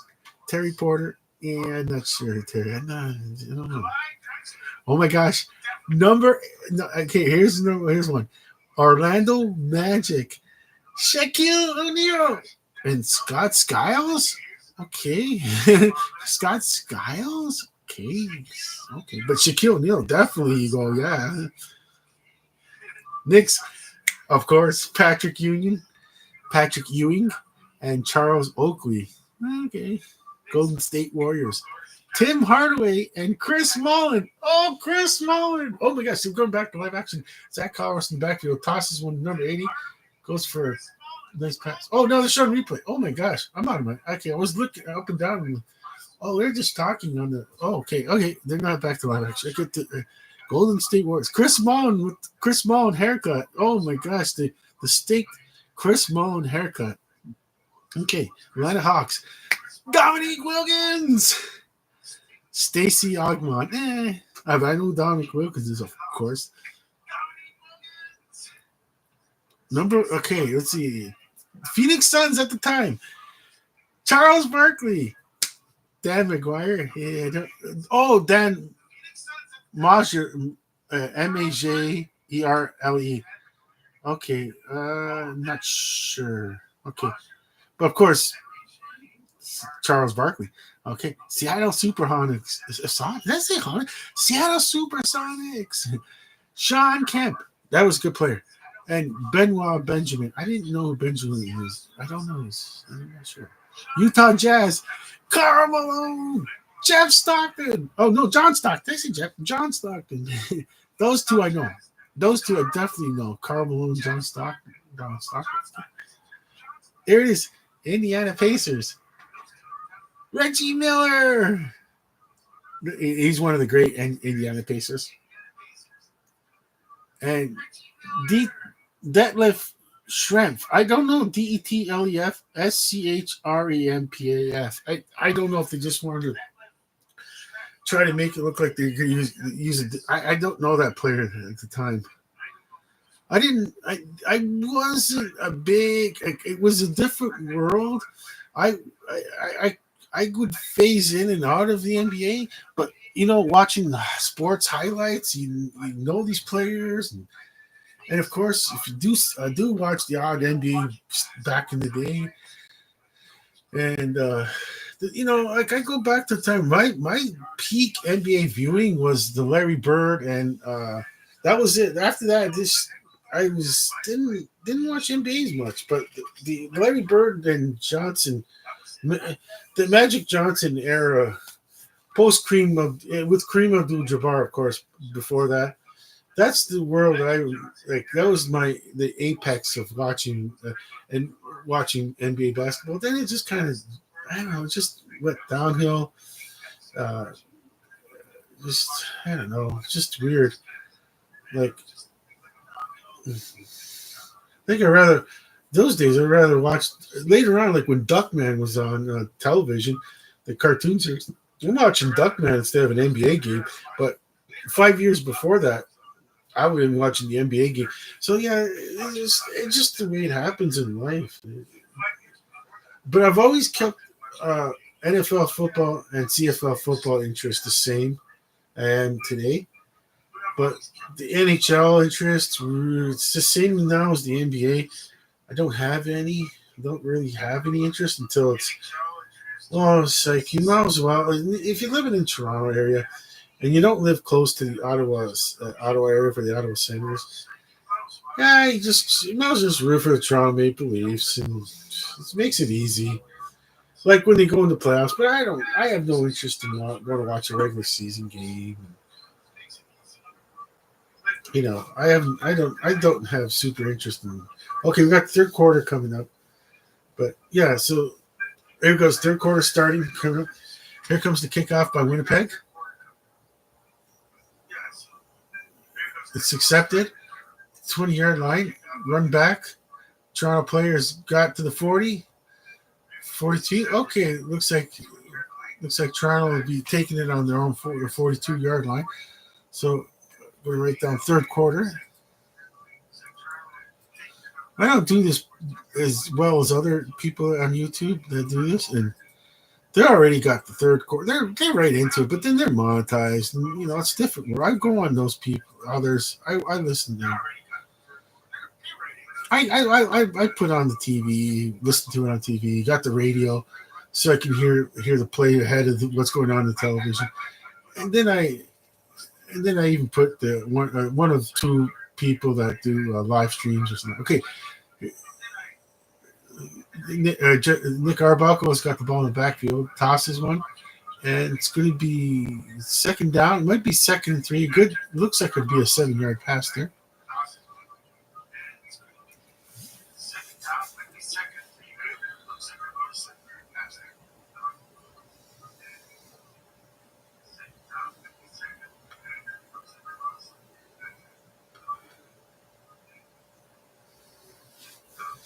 Okay. They got second and 2. Okay, so second and 2. Okay, closer to the 2-yard line than it is the 3. Because once you pass the 3, it's 2. Yeah. Second and 2. Yeah, it's like second and 2.5. Okay. Arbuckle's got the ball. Nope, he's a keeper and going to go for. All he did was just go down for the first down, and that was it for him. It's a keeper. He went down, and he just. Arbuckle wants to just win this game so bad because he knows that Chad Kelly next season's a starter, and there's going to be,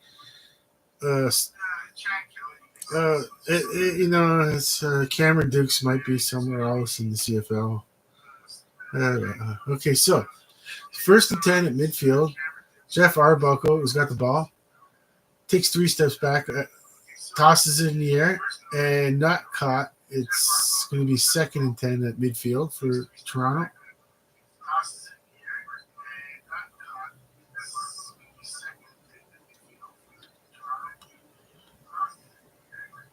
Oh, I was supposed to put Winnipeg second. Toronto is the visiting team. Nah, it doesn't matter. They're playing in Vancouver. Does it really matter? They're playing in Winnipeg anyways. Okay. It's all over, but home team field advantage is all over now after the coin toss. Okay. Now, Nick Arbuckle is in the backfield. He's got the ball. Goes a few steps back, tosses one, and it's incomplete. So it's going to be third down and Looks like the punting unit will be coming on for Toronto.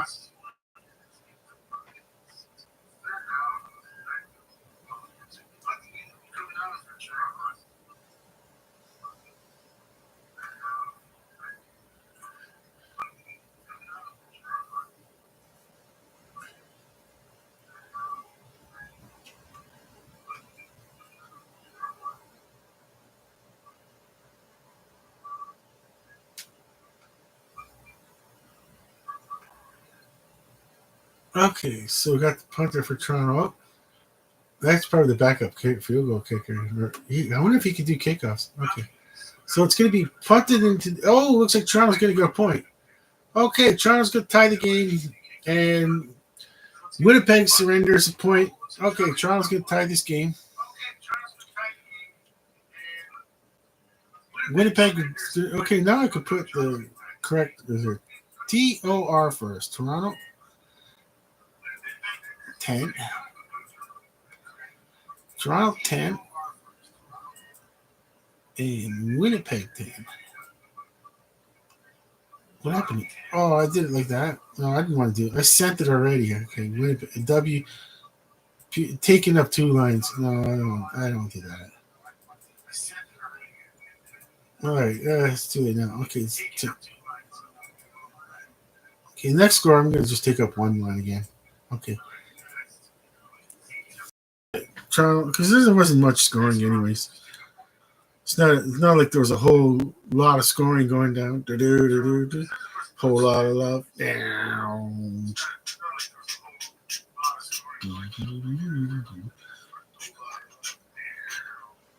I got commercial break. Hey, Kitchen from Barbecue.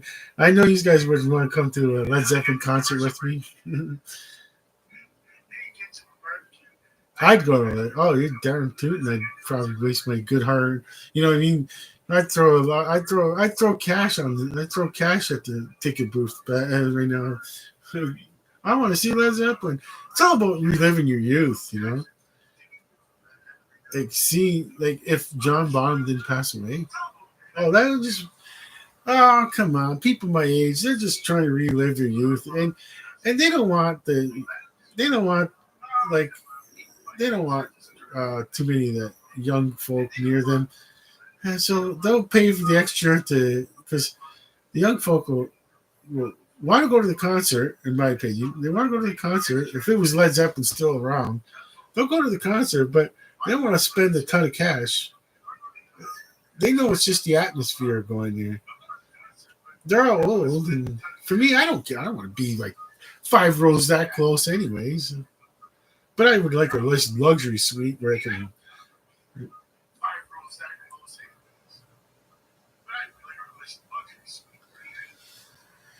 You know, and of course the geriatric crowd, he's the ones that got the cash to, they'll spend that kind of cash. We don't go up much, and we could spend the $200. It'd be like $250 for an original all floor 24.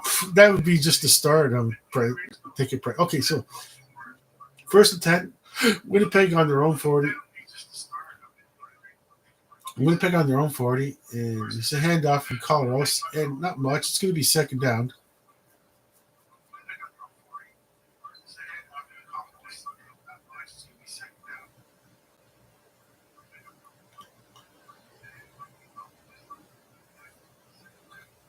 Well, the game's close, guys. Saying ketchup and barbecue, and I was like, I was going to do some more fun talk, but the game's close. There's no need for it. Second and 5 on the Winnipeg 45-yard line. Colorado's in the backfield, couple steps back, tosses one, and it's incomplete. And it's going to be 3rd and 5. Like if it was like coming up in an insane score of like 38 or 35-10, yeah, you see like the more this is a practice for anyone that does live stream watch parties. You end up acting like a real presenter, like play by play, or okay, here comes a punt for Winnipeg, or play by play and in-car game analyst. So there's the punt. You start talking like this nonsense to kill time, as they say. There's a flag. Oh, special teams flag has to happen for whatever reason. Okay, so kill time is pretty well. There's not much to talk about during the game. You already complained enough about like what just happened. The game's not going. What a beautiful nighttime picture. I'd like to use as my. Oh, what a beautiful picture to use for my banner. I would love to have used that stadium picture for my banner. Like the sports channel, like YouTube. I'm sorry, my sports news review, and like cross the banner. What do I have? I even forgot what the heck do I have as my banner. Oh, a football field. That's all I could find.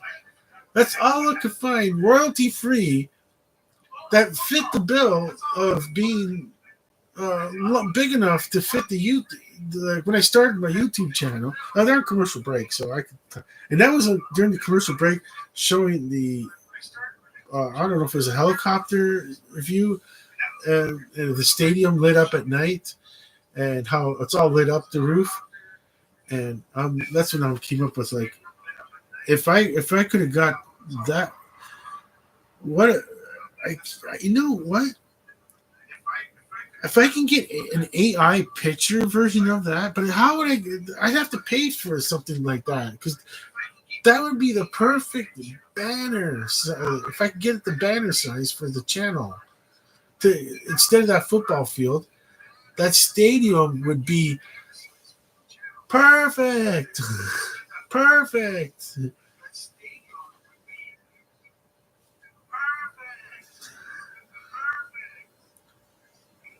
I've seen someone that has the AI banner like that, and it's like I was like they must how did they get that photo? I mean, you don't want to start using iStock or the other one. Don't use anyone that has a YouTube channel.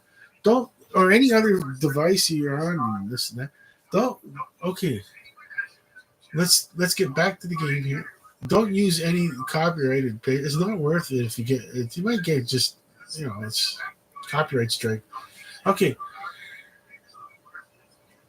Okay, first and 10. Now it's going to be second and 10 because there's the first down play. There was a short pass from Jeff Arbuckle. Arbuckle.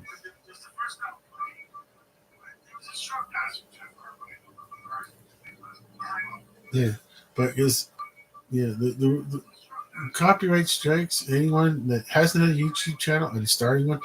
Copyright strikes. What happens? You don't want too many where you lose access to all your content. That's it. You can't. It all becomes property YouTube. All that work a person's done for the YouTube channel becomes the property of YouTube just because you didn't use your own photos and videos. Okay. And show other people's videos and photos without their consent. Okay, so we got. Okay, so it's going to be first and 10. Nice pass from Jeff Arbuckle down the middle. It looks like. Okay, I was trying to get that out and just over it. And okay, let's see. Nice pass right down the middle, number 80. Get that first down. Okay, because Toronto really needs to, keep this going. Winnipeg will be in a groove. Okay. There comes Arbuckle. He goes to his left, tosses one, number 80. Some bad tackling fundamentals from Winnipeg. But doesn't matter. 80 is hurt, and there's a flag. Oh, he's grabbing the back of his leg. That's a ham. Is that what they call the hamstring? Could be a hamstring injury. That's not good.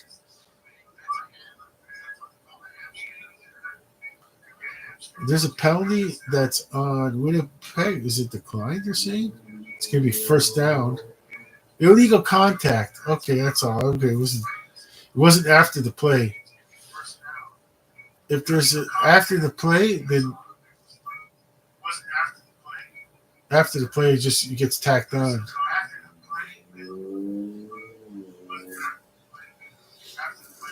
Okay, so it's going to be first and 10. Toronto will have the ball on their own 40-yard line. Nick Arbuckle in the backfield. He's got the ball, hands it off, and runs it. But because he was falling down, he tried to make as many yards as he could. Carry number 25.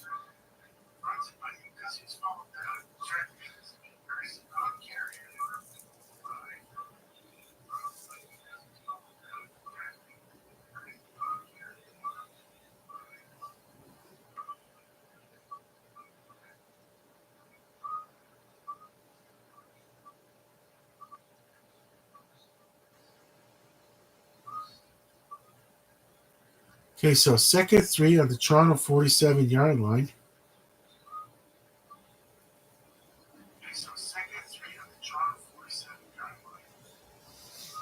Nick Arbuckle in the backfield tosses one. It's caught for a first down, but there is a flag, so they might change things here.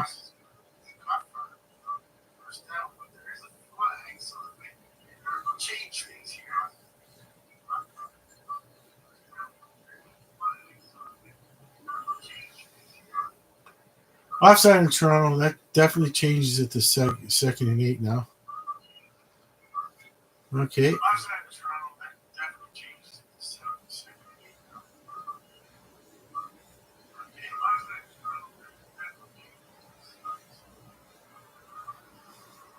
No, wait, 1st and 10. Wait, why are they marking it for? Wait, I thought it was on Toronto. Wait, they said it was on Toronto, and then wait, how can wait?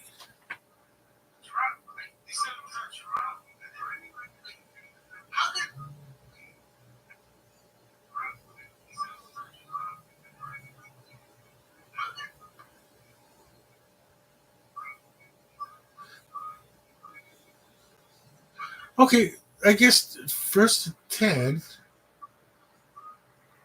I don't. Wait. They got it's. I'm having trouble following it when they're off on the television here. Okay, now. Okay, so Nick Arbuckle tosses, and it didn't go anywhere. It was an incomplete pass, and it's what you get for not paying 100% attention on what. Like, I'm not a professional. Right? I'm not monetized. I really don't care. I do this for myself. I do this for just for fun for myself, and that's it. It's not big. I don't care how much mistakes I make. It doesn't bother me.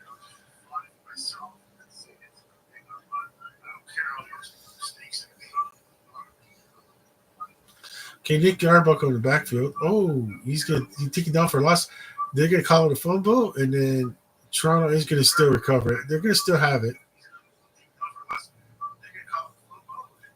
Toronto still have the ball. It'll be 3rd down, but at least they avoid the disaster of just turning the ball over right there on the spot. Okay, it sees. No, oh my gosh. Am I thinking Jeff Cole? That player's long gone. Jefferson, yeah. Is that Dallas Cowboys? I don't remember now. Okay, oh my gosh. Merge. Everything's melting into one. Okay. Okay, here comes Toronto with the punt. Oh, Winnipeg player receiver drops the ball, and who's got the ball now? There was the punt received by Winnipeg, and if ball falls out, it's going to be wow. What?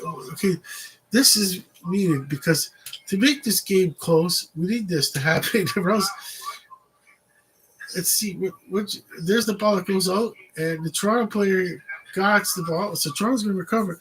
And Winnipeg is a team that can, if any. Okay, now, if it was that Toronto fumbled the ball, I would say, wow, they're in a lot of trouble. But because it's Winnipeg, they could recover. They can recover.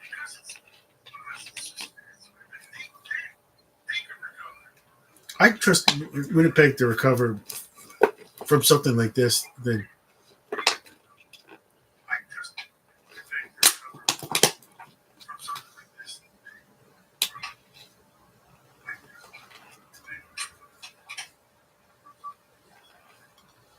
so they're on commercial break. I'm gonna get another refreshment.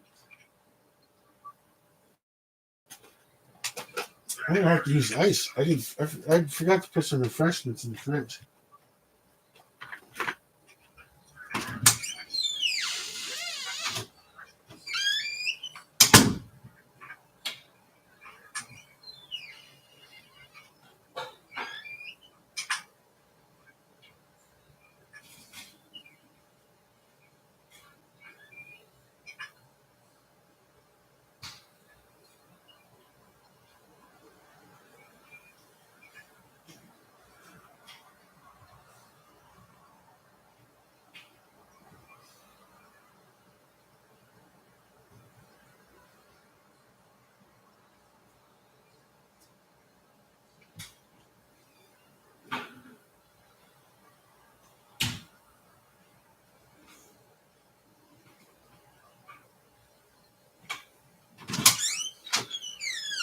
Okay, back. I'm back, and I don't know what I missed.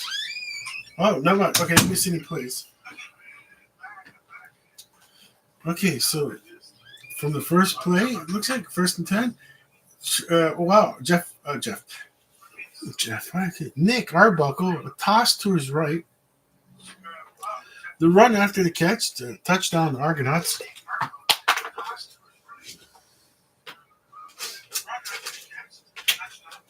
Oh, wow. Okay, get everything going here. I got my refreshments. I gotta use ice. And forgot to put it in the fridge. Here, okay. Wait, why don't I just hold off and get the score up? What am I doing? Okay, hold off for a second. Okay. Okay. So it's gonna be right now it's Toronto 16, but that could change with that. It's gonna be Toronto 17, it looks like. Should be. Oh, holler. Oh my gosh. You just don't know. It could be.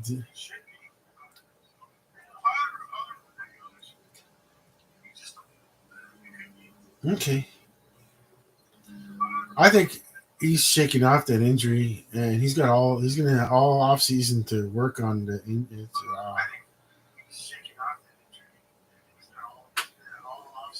Yeah.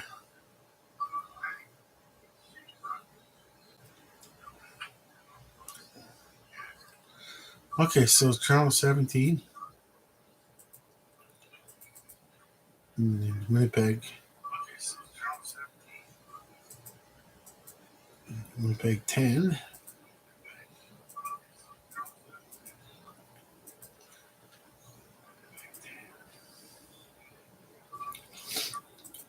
I guess when the score's tied like that, it was kind of like cool because you learn new things about doing things on the message board. I just did that by accident where I put Toronto 10, Winnipeg 10. And now I look at it going, it's a lot easier to see that they started, that's how they started, 10-10, third. Okay. I don't have the software to do the scoreboard. Oh, yeah, there's those others that do oh my gosh, there's people they got 4,000 people watching their live stream and 5,000 people watching their live stream.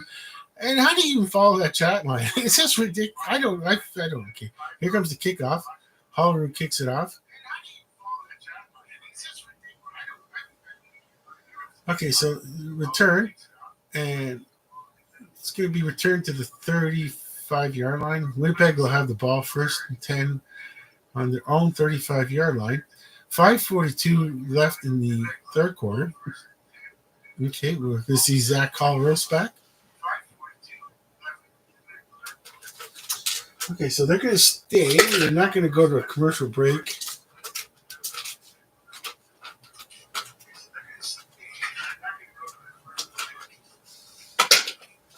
Good, because you never know in Grey Cups and Super Bowl. Okay, here comes. Oh wow, The hike was a little strange. It looked like number 8 almost. Oh no, number 8 kind of hit number 10, Winnipeg, and something just went wrong on number. Uh,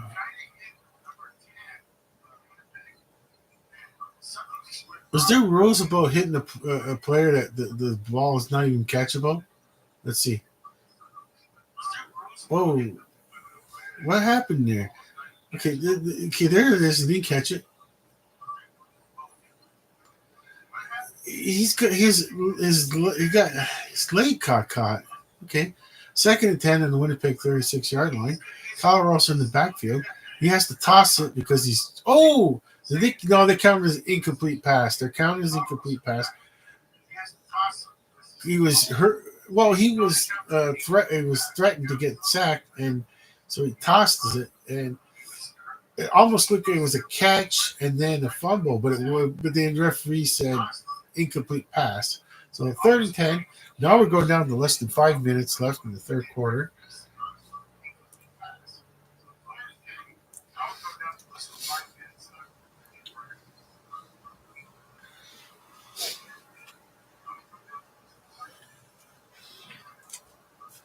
Here comes the punt from Winnipeg. It's in the air. Okay, returned. Obviously, it's CFL, and not many yards. Flag, of course. We got flags. We'll see if it's the.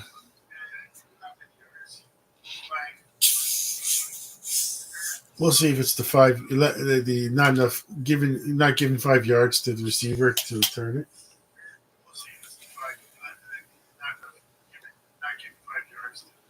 I got it out eventually.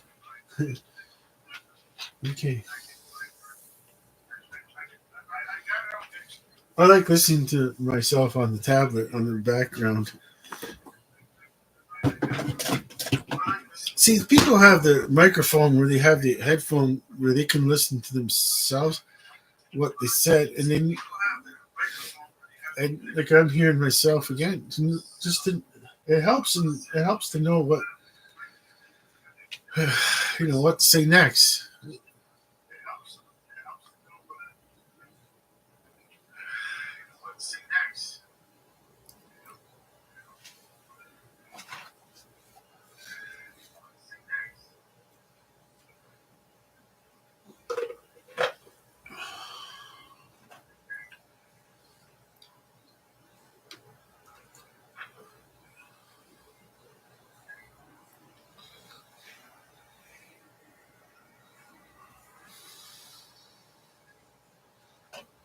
Okay, so they're coming back from commercial break and they're doing some highlights on this linebacker for the Toronto Argonauts.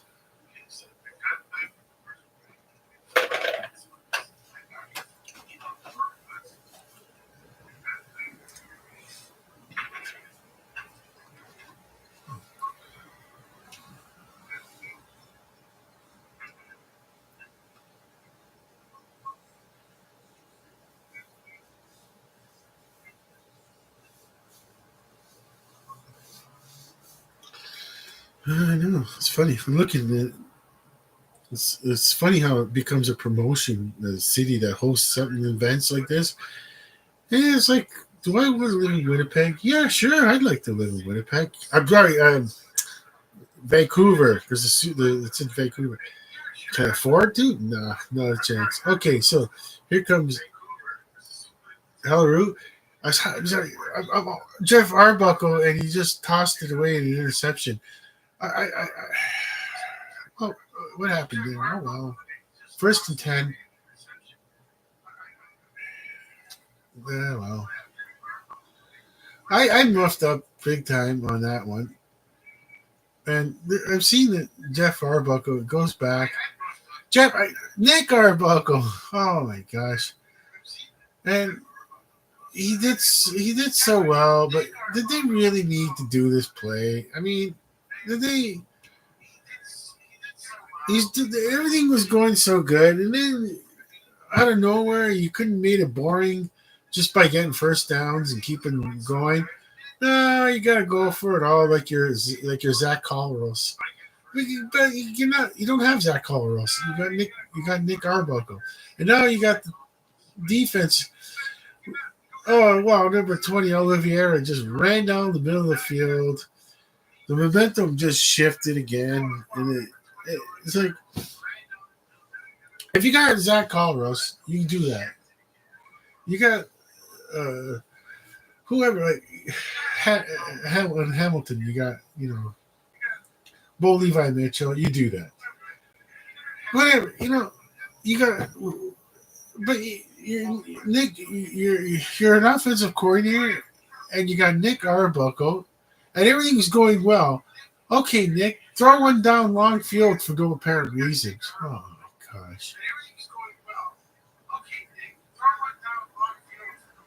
Well, they're first and 10. It's going to be second down because while I was kind of just lamenting on the throws of Nick Arbuckle, and it's not his fault because he was given the option of doing that play. If he's given that option of doing that play, he'll do it. I'm pretty sure he's thinking I better stick to whatever script they give me. And okay, that's what they gave me. Okay, I'm going for it. Second and 7, Toronto 32. Here comes a pass. Broken up, and I don't know if there's going to be flags. There's a pass from Zach Collaros, broken up by the Toronto defenders, and Zach Collaros is bleeding. Bad cut. It's just a cut. He'll be fine. It's on his throwing hand. It's just a cut. He's not. It doesn't think there's a broken finger or anything like that. I think it's just a cut.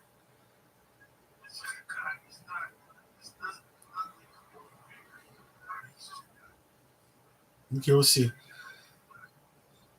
Here comes the field goal attempt by Winnipeg, and it's good.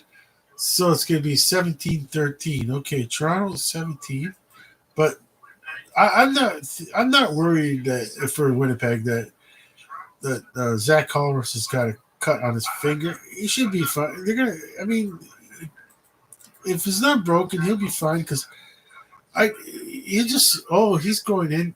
Oh no.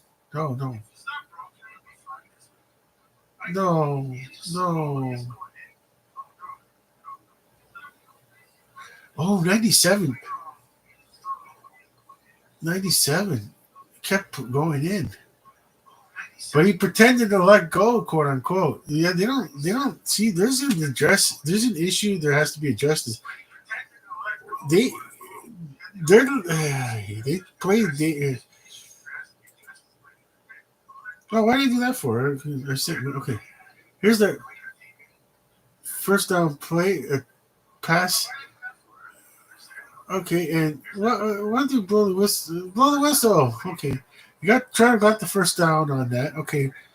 I'll just keep it like this. Winnipeg 13. It's gonna keep going. WPG.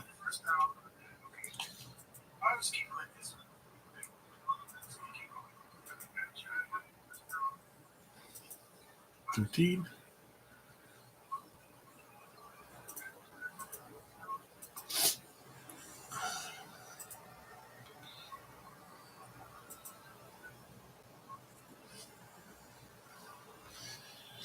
Okay, so first and 10 at midfield for Toronto. Nick Arbuckle in the backfield. He's got the ball. Oh, they're doing the trick play for no reason, and it did not go well. I don't know. I don't even know.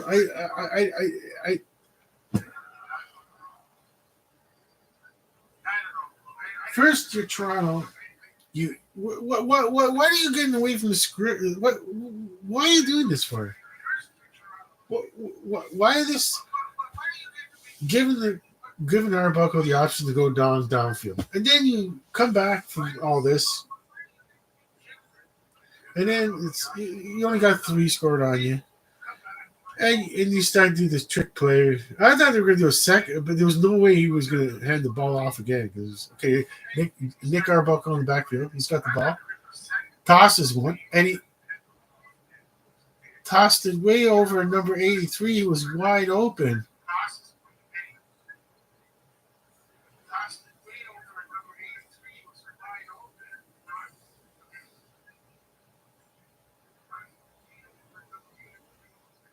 Oh, wow.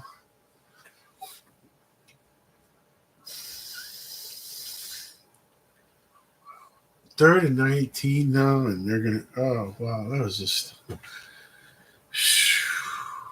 Wow, you can't blame Nick Harbaugh. Always. They went with them. Everything's going well, and then just no. Oh my gosh, the punt, and now it's blocked. It doesn't matter. There's penalties, but I don't know what that flag is for. I'm not sure what the flag is for. There comes the third quarter is at the end of the third quarter here, and we'll see what the flags are all about. And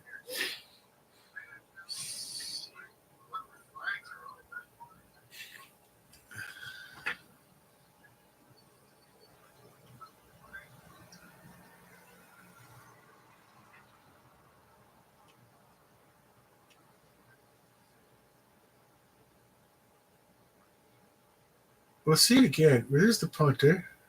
I don't know what the flag is.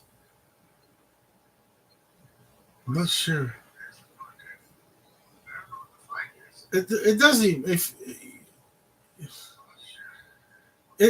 Well, the funny thing is, when you're a football player and you're like you're trying to Argonaut right now, and you're trying to get the ball. Like, I guess you could try to.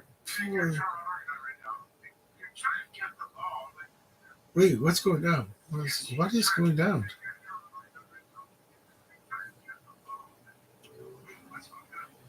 Okay, you had the flag and the call. Wait, what was roughing the kicker?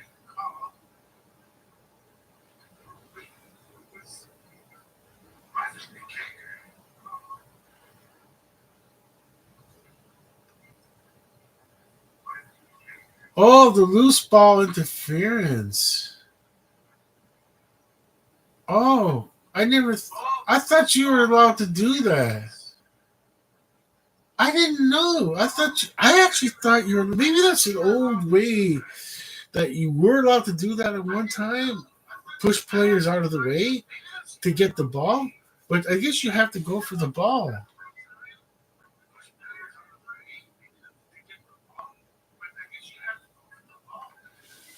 Ooh, anyone else out there is doing a CFL live stream? Do I think in the NFL, if you know NFL more than CFL like I do, did you? I don't know in the NFL if it happens in the NFL, they they can push players out of the way to get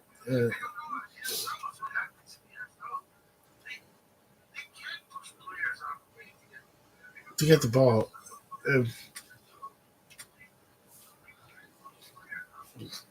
So I didn't. That just went right by. If I knew how to call that properly, I would. Like the announcers are even kind of. It rarely happens that it's such a call. It rarely happens that. I don't know. What a time to learn this rule. This in the Grey Cup. Okay, I really thought you could just push a player out of the way to grab the ball. I didn't know you can. I guess if you're not going for the ball. And what's weird is it's like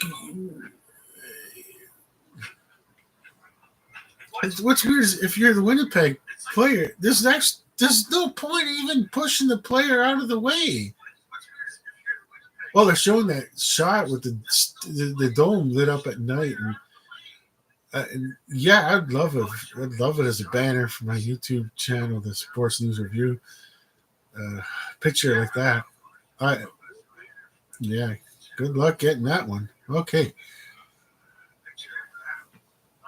I guess AI to the rescue. But it's going to cost? Ain't no free trial AI program that's going to get you that photo for that big enough to be able to use it. Okay, so there's no advantage of number. There's no advantage He knew the rule. Number 26 knew it, but Wilson didn't know it. The Winnipeg. There's no advantage of even knocking the player out of. You're going to get the ball anyways. Okay, here comes the first play for Toronto with a lucky break for him. And oh no, is he hurt? No, he's back up. Okay, 15 is get him off the field if you're Toronto. Get him. No, he's not hurt.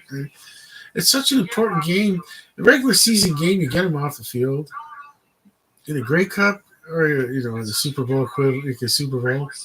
You want to? Oh yeah, it's all over the place. He's. Oh my God, that leg went in 3 directions, and he's hurt, but he's okay. Nick Arbuckle has only got the ball in the backfield, and it's intercepted. Oh, things are going really bad for Nick Arbuckle. It's going really bad. Oh, I forgot to put fourth quarter on, but are we going to see Cameron Dukes on? This is the Grey Cup. You only got one chance to win the Grey Cup, and it's now. This is no like, oh, he's our quarterback for next week. There's no next week. This is it.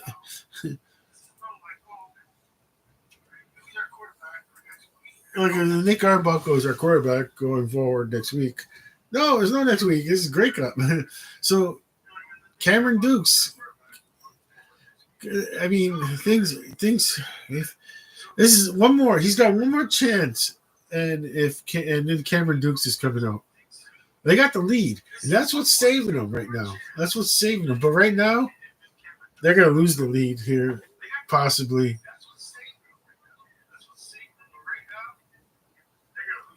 Well, Zach Collaros is not coming out. He's got wow. Injuries happen in this game, and that changes a lot of things. Now, Winnipeg is going to have their second string quarterback, Wilson. Terry Wilson. Okay, now I got to learn the words Terry Wilson. Okay. Well, it's easy, but am I going to remember? It's Terry Wilson. Terry Wilson is the quarterback. Terry Wilson. You might call him Jerry Wilson, Barry Wilson by accident. Okay, he's got the ball in the backfield. He tossed one, so he's got the arm, and then so. Ooh, they're going to call pass interference. So he's going to do really well for his first start in the Grey Cup right now. At this moment, it's looking like it's doing good for Terry Wilson. Terry Wilson. Okay. Yeah. If this is the thing I'm saying, if the Winnipeg Blue Bombers get a touchdown and Nick Arbuckle, quarterback, Toronto Argonauts, does another like whatever happened, like it doesn't matter, like interception, blunder, or something like that. Cameron Dukes to the rescue. Okay, here comes a pass from Wilson, and it doesn't quite look. Oh, just it could have been intercepted.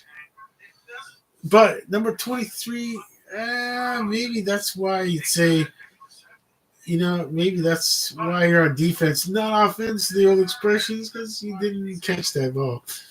Offensive player might have caught it. Okay, let's see. Nah, that was hard to catch. Nah, that was just too hard to catch. The ball was thrown way high, and he jumped up high. So it didn't matter if you're a defense, offensive player. You wouldn't have caught it. No.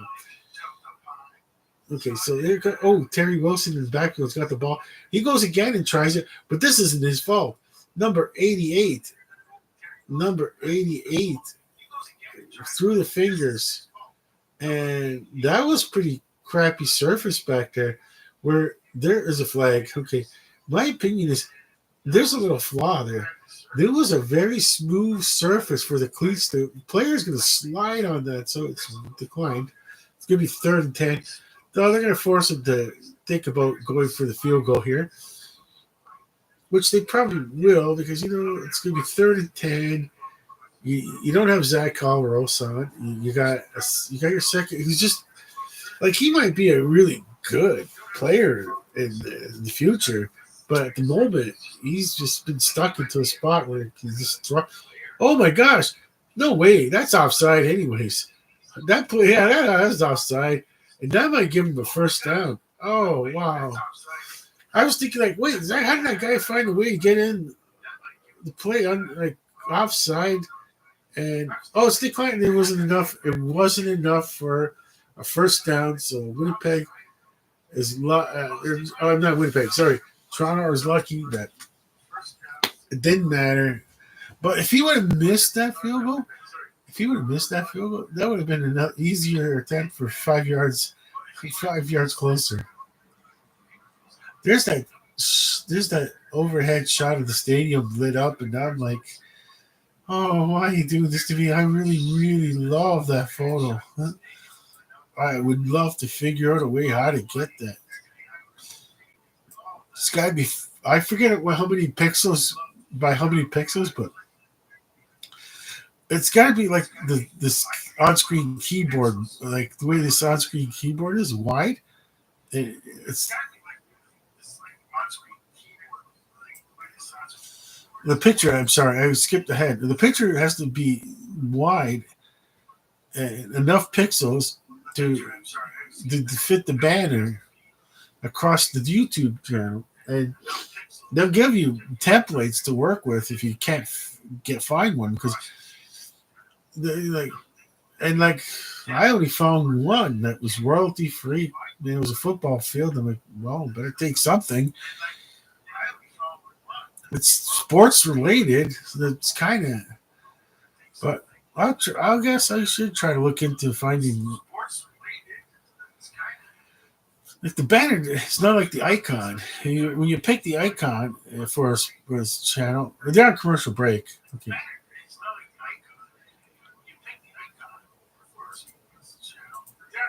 You don't need a bit. It's sometimes it's just better the way to get like smaller picture, simpler. The simpler the icon can just show like what me. I did the microphone. That was the best that I could come up with. The idea to do that microphone icon without people could go and look for microphone. Oh, there's Zach Holleros. Okay. And like it's gonna be a copyright photo. It looks really good. Oh,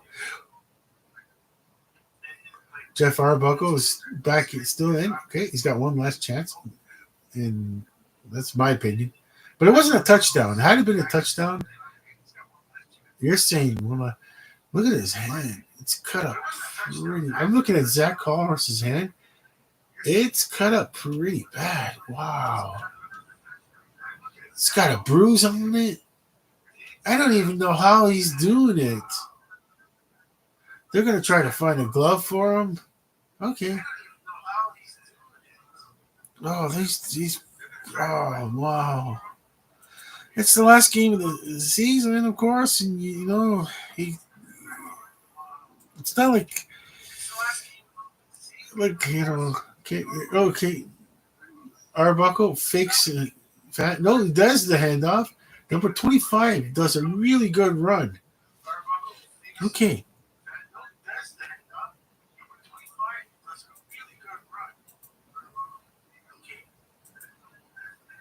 I had been like 4 weeks ago, a month ago, like Zach Collins would not be returning into the game. It's not worth losing your quarterback for one game in the regular season. But right now,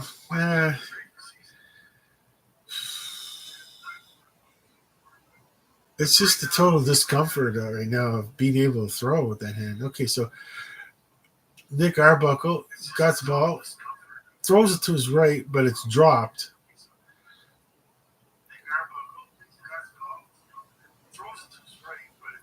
We've seen on the sideline where they're showing where he's got a glove on now.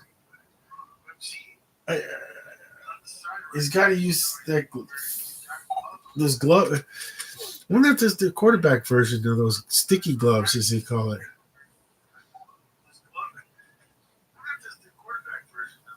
Okay. Arbuckle with the pitch. That one's a good pitch. That was not like the previous one. That one was a pitch forward. So if it goes off, and you have to worry about if it dropped. It's an incomplete pass. So they showed the replay where Arbuckle does just a nice pitch forward to 24, who gets some decent yardage after the catch.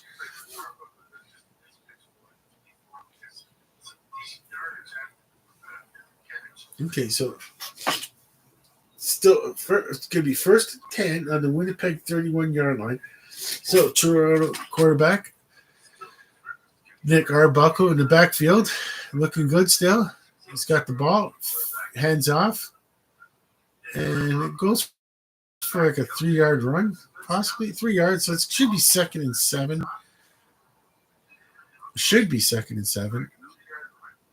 Oh, okay, we got a player down that's for Winnipeg defender. A Winnipeg defender is down. A defensive player for Winnipeg is down. Number 6.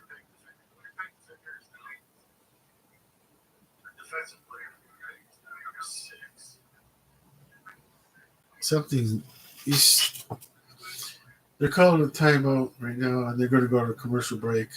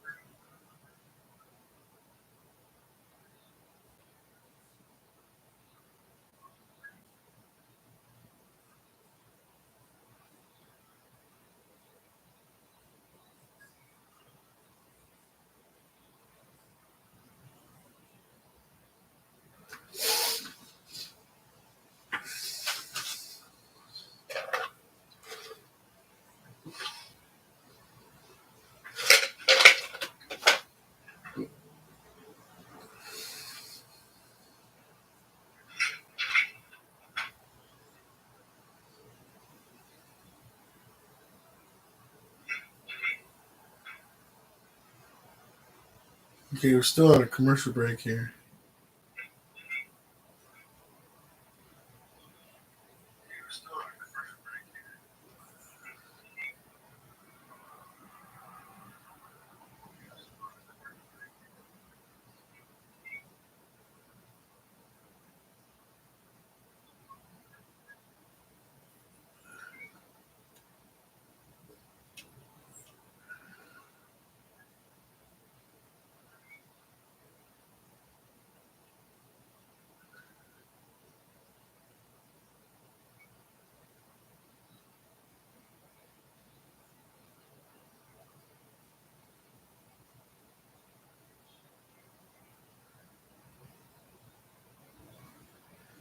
Okay, so we're back from the commercial break with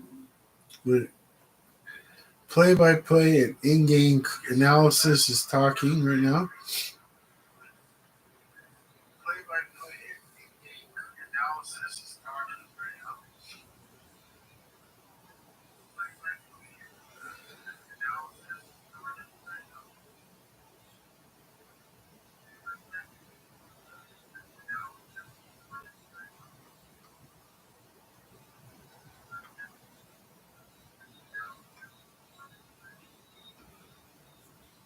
Okay, so it's 2nd and 7 on the Winnipeg 28-yard line. Arbuckle in the backfield. He's got the ball. Goes to his right, scrambles, tries to go for that first down. It was close, though. He ran for it after he didn't see anything downfield, it looked like. So, no, what's he doing? Is he going down? Oh, no. I thought he was hurt. Okay, I thought he was hurt. But, so right now, looks like Nick Arbuckle. Nick Arbuckle, he knew he can't throw another interception or else he will be benched. He knows that. He will be benched if he throws another interception, like just a clearly bad interception or pass he shouldn't have thrown. Okay, 1st and 10 on the Winnipeg 21-yard line. They marked down as a first down. Okay, Okay, the first down is just a handoff, and it didn't amount to much. I didn't realize it was a first down. It looked like it would have been a little bit short. We would have got it, but would Cameron Dukes come out? That would be funny. Would you imagine if it was second and very short? Is it Cameron Dukes coming out?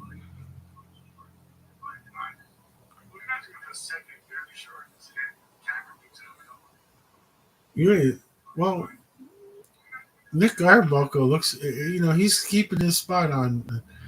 When you're up by a point, there's no that talk of putting in Cameron Dukes is gone by the wayside now. Okay, so Nick Arbuckle in the backfield's got the ball, tosses it, and with that touchdown, there's no talk of Cameron Dukes anymore. That's over with.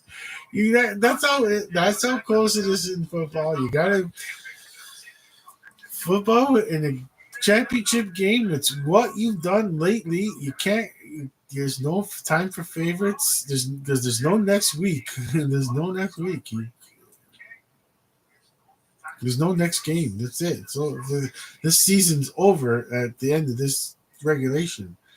The season's over for both teams. Well, the 2024 season's over. I'm thinking like it's in every 2 years overlap. No, it's just 1 year. That's it. Started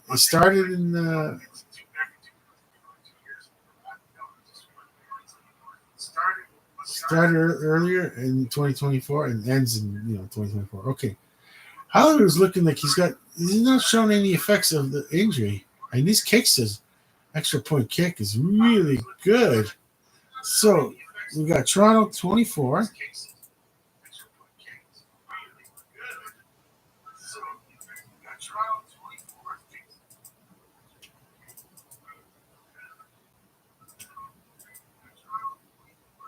Okay, we're gonna.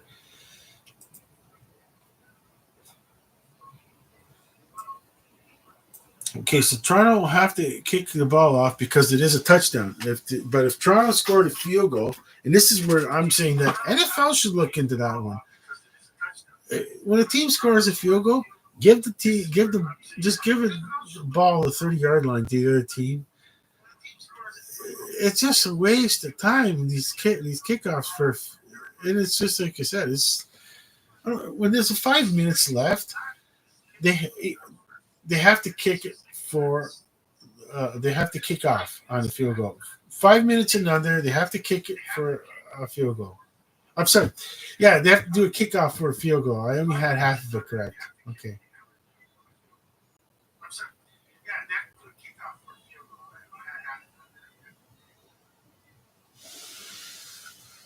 Okay, so they're on a commercial break.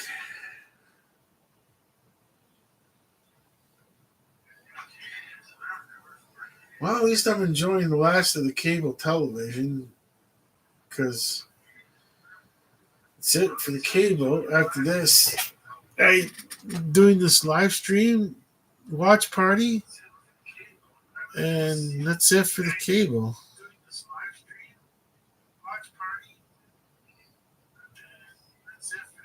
Held off to the Grey Cup, and so I promised the Munchie brothers, hey, we'll figure out a way so you guys could do your live stream. You could be part of the live stream watch party because there's no AM radio. I don't think I could have found it on AM radio. I can't catch it any. I don't know if it's on CTV number 2, but I can't get my indoor antenna towards CTV number 2.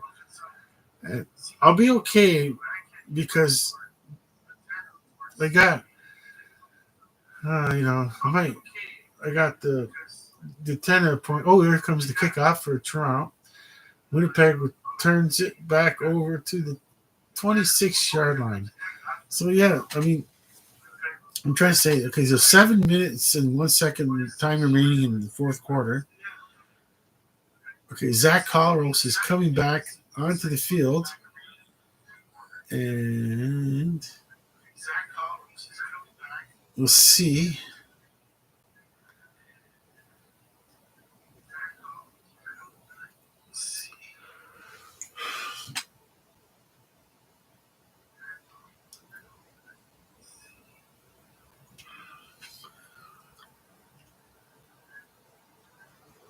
Okay, this is the CFL, which means that a team could easily come back in the CFL, especially with 7 minutes left in the CFL. There's a lot of time.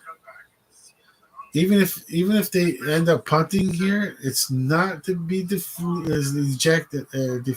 as a Winnipeg Blue Bomber fan. That the CFL, you can easily make the comeback with the 3 downs.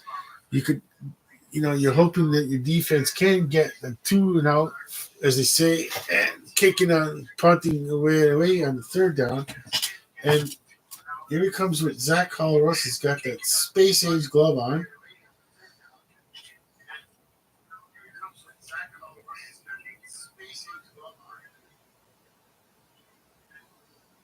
He is grimacing. Okay.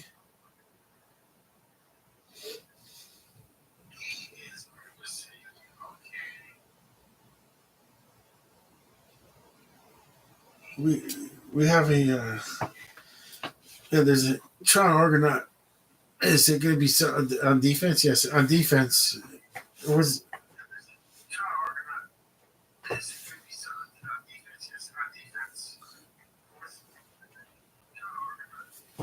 okay. So, oh wait, he was on the special teams.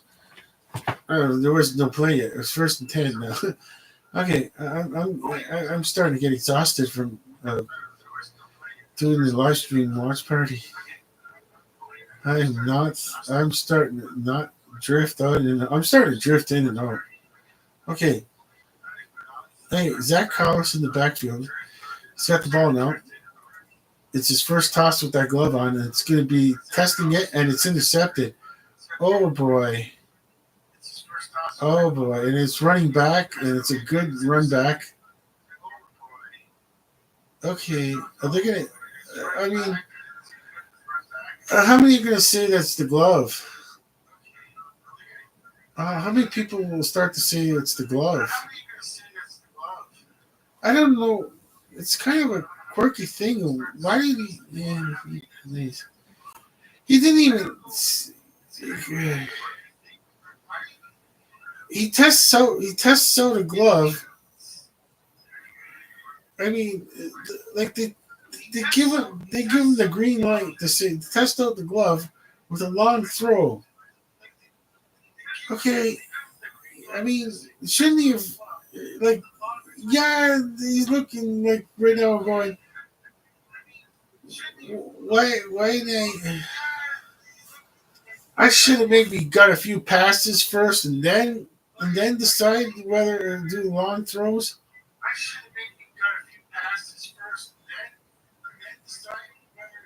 And Winnipeg is going to start to lose control for some reason.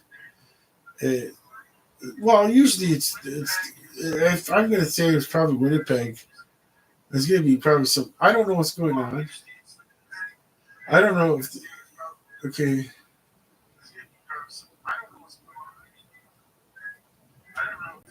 It's called. They're offsetting. Okay. Okay. All right. Okay. So now.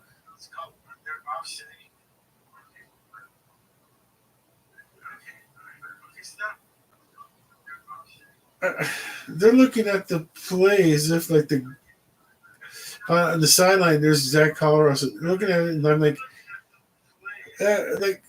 maybe it was the glove. He didn't like. Word to the wise for every other team out there. Have your quarterback practice with a glove on once in a while to see if it changes the throw.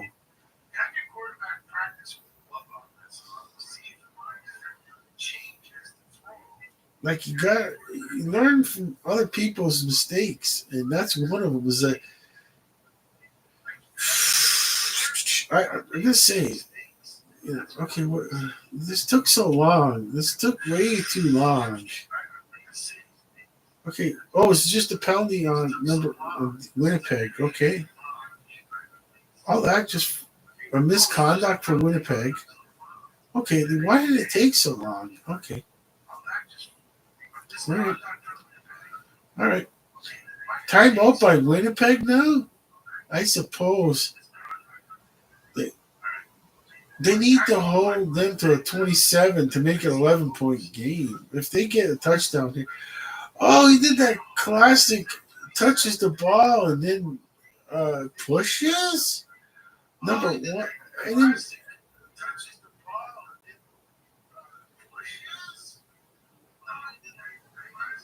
I I don't know why would you do that? I just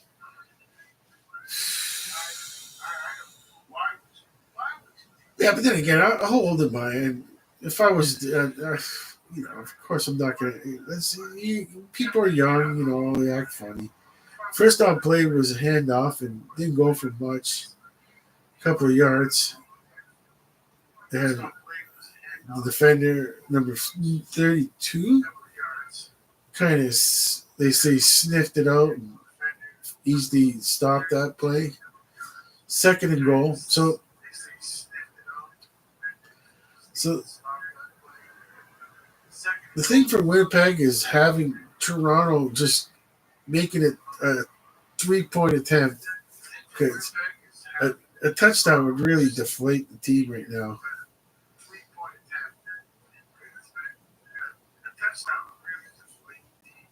Okay, so here comes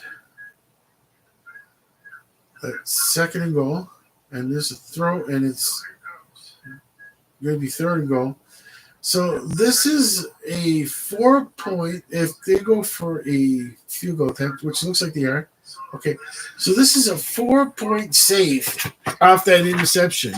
If and it's obviously a four potential points. Well, and it has nothing to do with the injury, but before this injury, I'd say that he'd make it no problem. But now we're like, okay, that's very close. He's just got to do his rudimentary kick, and he's got it. Yeah, it's close. He's the rudimentary kick, and he's got it. Okay, so Toronto 27. That's okay. Now Zach Cox is going to come back on, and my advice to Winnipeg is you should have did this last time was test out the glove and as in like what can you do? How is it going to affect your throw? And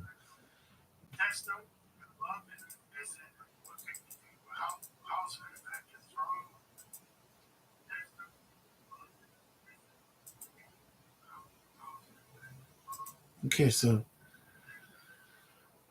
this is going to be very crucial because now they're down 11 points.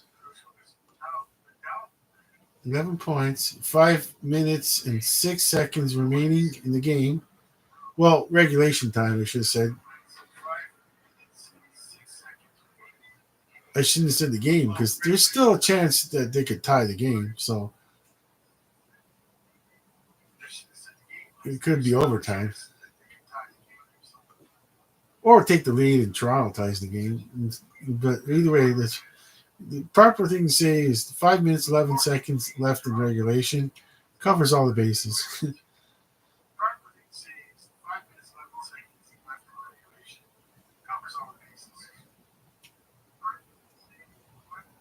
Okay, so being that over 5 minutes, the Winnipeg got the ball in the 40. Zach Collier throws it wide open.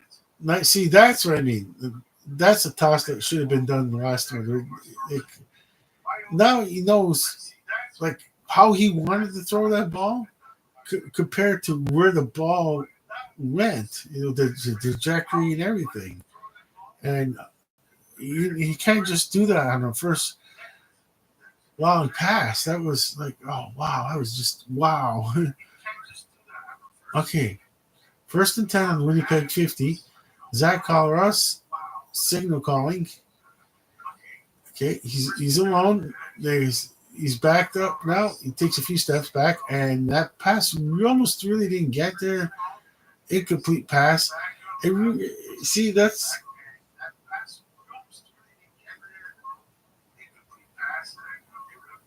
You see, that's what I meant by like the testing the glove and seeing what you can't throw with that glove.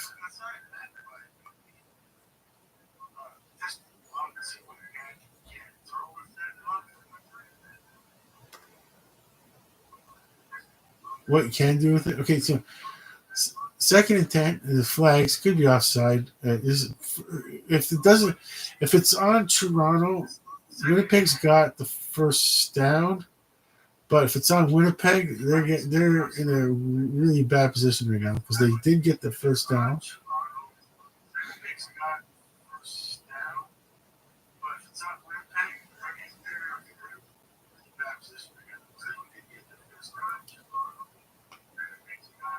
Yeah, okay, it's on Toronto.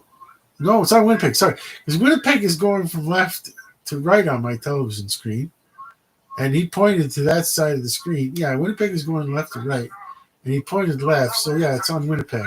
Okay. Okay, so second and 15. Colorado in the backfield. He's scrambling to his right. He's going to toss it away practically. Well, he did. Someone did catch it. It's actually kind of good. Are we in third down? Third down territory, and there's no way the punting unit's coming out. There isn't. No, no, no. I'm gonna say no. Don't bring out the punting unit. Don't bring out the punting unit. If you're Winnipeg, this is just 3:36 and counting. And you're bringing out the punting unit. You're you're on the Toronto. You're on Toronto's 53. No, this is three down territory. Okay. Zach Collaros in backfield's got the ball and throws an interception. Oh boy. Okay, this game's over. Okay, this game is over. Practically over now. This is not good.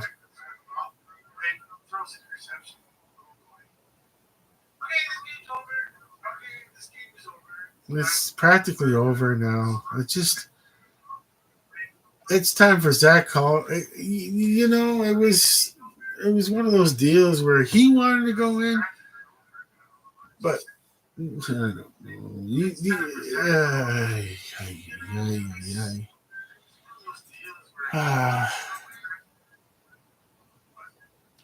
Ah, what do you do? I just want a close game, and it's kind of like it's it's not enough time where I'm going to be like time to talk silly for no apparent reason, finish off the game, because there won't be enough time for that. It'll just be like it'll be mostly post game talk. This isn't if you're doing this for fun, and you want somebody out there wants to do this for fun, your own live stream watch parties. You just it takes a while to learn how to just as I say. When they like keep the action going, that's because it's a close game, and when you got time to talk about anything else, like who knows, like I just did earlier with who was on NBA Jam video game. I was kind of winding down my video game playing, but I was even getting too old to be in the video game arcade. But like I said, it was I liked the NBA Jam because it was something new, it was something innovative and without a commercial break. And I was winding down my NBA viewership in a sense, but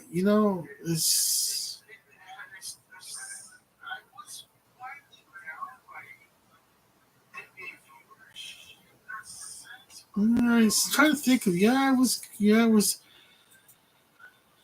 I don't know. It was a lot of things changed. Like I don't know, just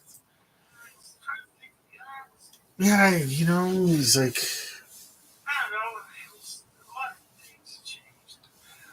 I didn't. That's the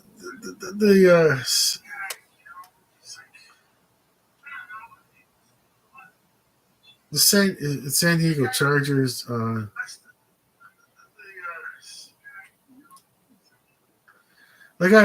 me, the San Diego Chargers era was ended with Like I was like, I don't know. I wasn't a young person that was starting. It was.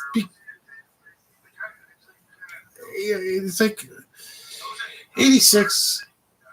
All the San Diego Charger players are gone, like the John Jeffersons and the Dan Faults and Kellen Winslow's.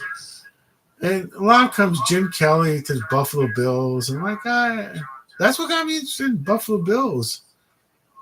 I just wonder what my life would have been like as an NFL fan if Jim Kelly didn't go to the Buffalo Bills. I don't I don't know.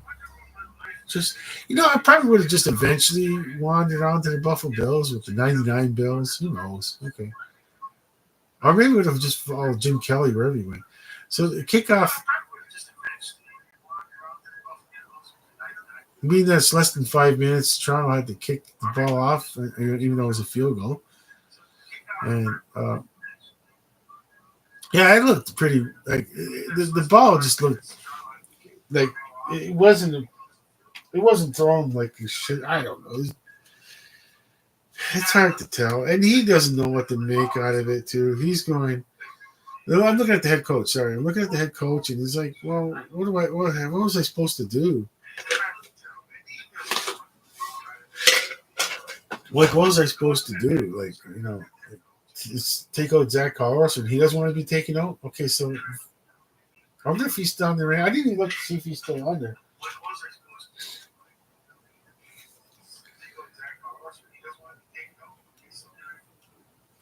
I don't even know what's like.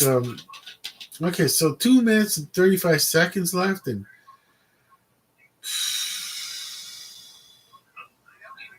he's still on here. Yeah. Oh no, this is over. This is really completely over. Zach Collins just threw another touchdown, threw another interception. It's a pick six. It's over, Zach. It's over, Zach. Zach, it's over. I'm looking at Zach Collins right now. It's over. It's over. Zach, sit down. Go sit down on the bench. Just. It's over, Zach. I can't. I. It's over. You can't throw it anymore. It's not working out. You had a better chance with the quarterback that had this. Look at that. He's not even throwing it like he should. He's palming it. He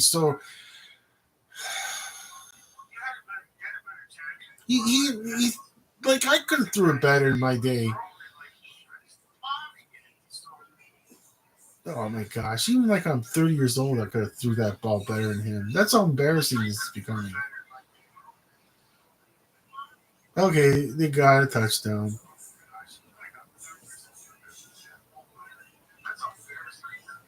I forgot to even write the other score down. I totally forgot to even write. It's now 40, and it's going to be 41. Oh boy! Oh boy! Oh, see, I might as well. I'll try to remember. Trial 34. In case when I watch it in the future and I look at the score, WPG 60. Send this, and then here comes the 41. Looks like no trial. This is just getting out of hand. Here comes the 41. I don't even know if I want my kicker to do the 41. I would have went for two, just so he doesn't get hurt. You got next season. This is over. 41. It sounds. I don't know. I'm just so different than everyone else the way I feel of thinking football, and I never, coached an NFL team. I never coached the CFL team. I never coached the college team. I never coached the high school team. I never coached as they say, a Pee Wee League team. Or as they say, sorry, the Pop Warner League. That's the correct term. Okay. That's an old word from back in my youth. And we didn't even have those. Anyways. They call it Pop Warner football in the United States. It's young people learning how to play football. And the exact Colorado's. He's got the water bottle. Like you're not. No. If I'm looking at the coach of Winnipeg, it's like, what are you doing if you let him out there again? He doesn't know what he's doing. He's just an athlete. He just wants, like, he's an athlete, and he's trying to make up for his. He's not thinking of his own mind. Oliver has to kick off because I wouldn't even care if I would let the punter kick the ball off. How bad can it go? So what to get the? He's going back out there. Why? Are you serious? He's going back out there. What the? I don't even. I know Zach Colros is a CFL Hall of Famer in my opinion. He's a CFL Hall of Famer in my opinion. Future Hall of Famer. He won't take himself out of the game. And now, let's see, complete pass. And we're down to like 2 minutes, 5 seconds. Look at the score here, folks. Oh my gosh. Toronto, do I have it correctly? Toronto 41, Winnipeg 16. Yeah.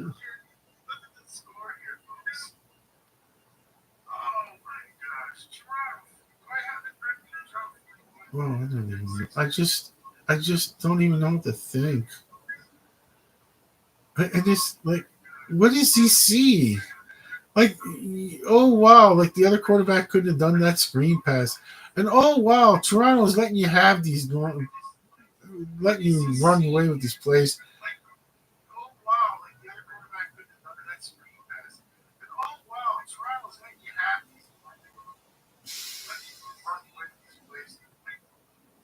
They don't care. They're letting you catch these balls. There you go, catch the ball. Waste more time.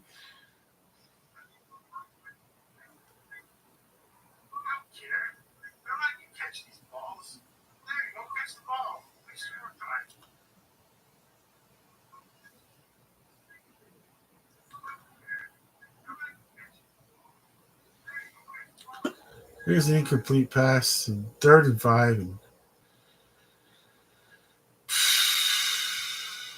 midfield.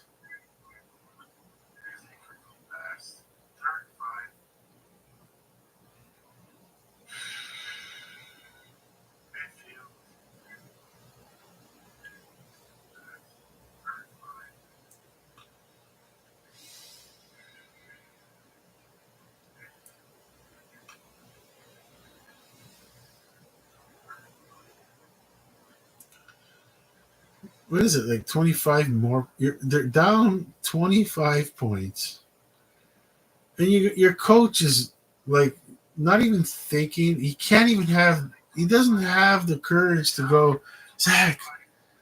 Just sit out the rest of this game. It's over. He can't, because he doesn't want to. You don't want Zach Colros to go behind his back saying, "Coach said the game was over."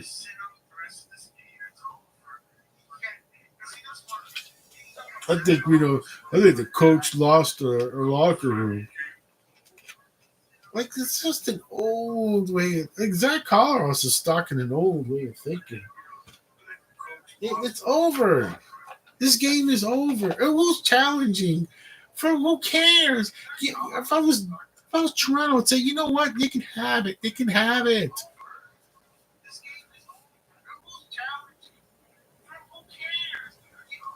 They only have one timeout. Two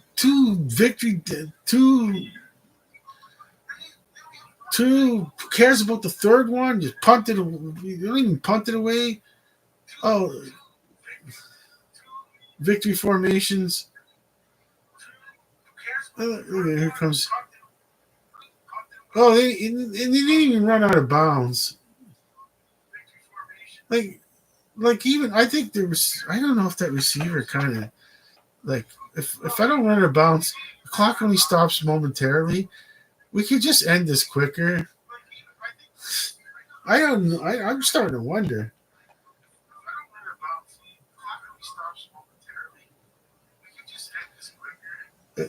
This is pretty well going to end it here. Is there going to be a Winnipeg timeout?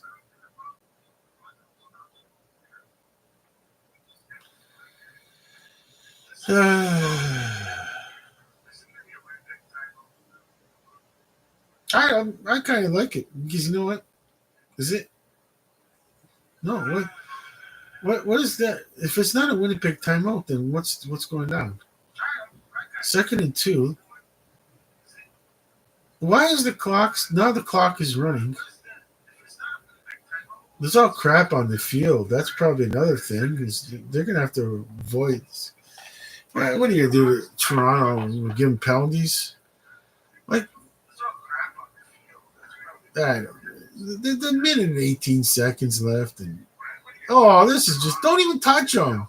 Don't even touch them if you're Toronto. Just let them lie there and let the clock run and run. Why is the clock stopping?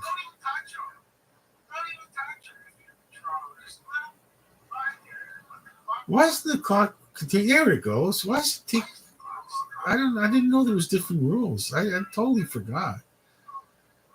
Well, I know. Okay, here's the first down.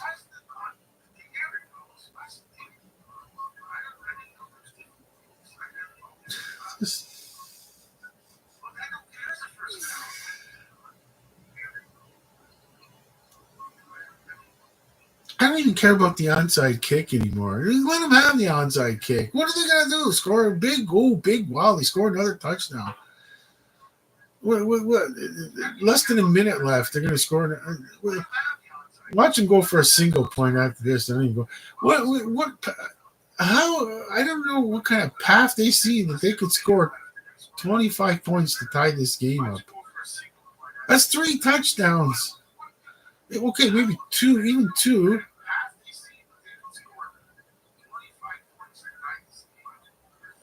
Okay, even if there's 2.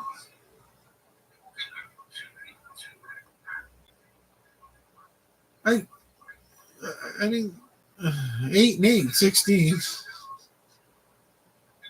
24. Even 3 touchdowns with 2-point conversions. It's 24 points. They're 20. They're just the math doesn't lie. There's the math. MATH. Math. Math doesn't lie. It does not discriminate saying I like this, so let's make it this way. No. 1 + 1 = 2, and that's the way it is.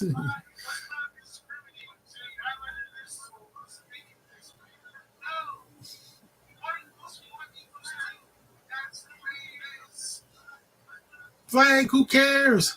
Who cares about your stupid flag? The game is over. 53 lousy seconds left in this 4th thing. This ketchup and barbecue, I'm having more fun than I would talking about nonsense. I'm getting it all out. I'm getting all my frustrations out by just looking at this nonsense. And, look, Carlos has been taken out on 1st and goal. What a genius. Oh my gosh. This is more embarrassing. This is way more embarrassing. You didn't even let the guy finish the game now. Now you don't even let the 1st and goal, short yardage. I mean, he handed it off anyways. And he got a touchdown. Anyway, Zach always could have did that. I totally forgot where the heck they were. I didn't even care. I don't even care. It's just over. It's over.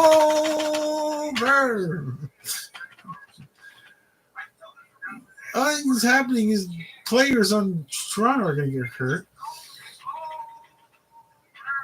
It's over. This game is over. It's over. And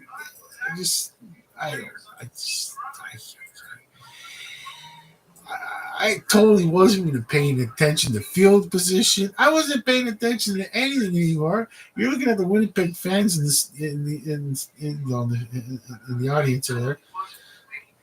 at the crowd in Winnipeg. They're just like, well, we're going to be nice and we're going to cheer on our Blue Bombers and we're going to, cheer on the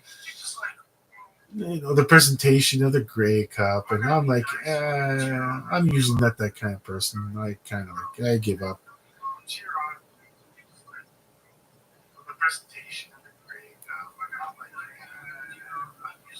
Now they bring out Zach for the 2-point conversion to make it 41-28, possibly. Oh, whatever. Whatever. It's funny how I was not paying attention. I'm like, oh, he finally took him out. And I go, wait, it's embarrassing. No, it's not, because it's not embarrassing because it was taking him out for the player that they faked that was going to run it in, but he handed it off anyways, which they didn't expect. I don't know. Okay, 22. Let's see this 2-point conversion to make it 24. He's got it. They probably didn't even care. They didn't even try. I don't think any Toronto organizer. They were probably told, "Don't worry about it. Yeah, let them have it." Look, they didn't try. Look, it's like, I wouldn't say it out loud, but you could say that to the other. It's okay. Don't exert yourself extra hard to stop a 2-point conversion when this game is over.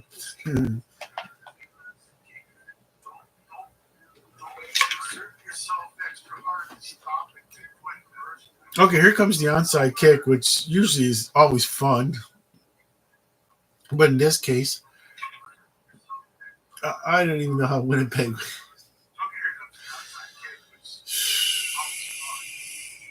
It would have to be this. That would be the comeback of comebacks.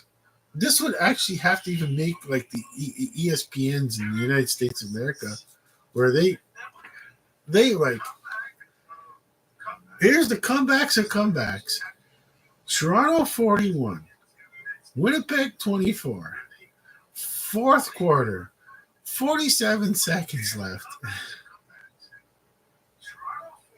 Here comes the onside kick. No, this doesn't work out. It's over. Nice high kick. I like that. Still up in the air.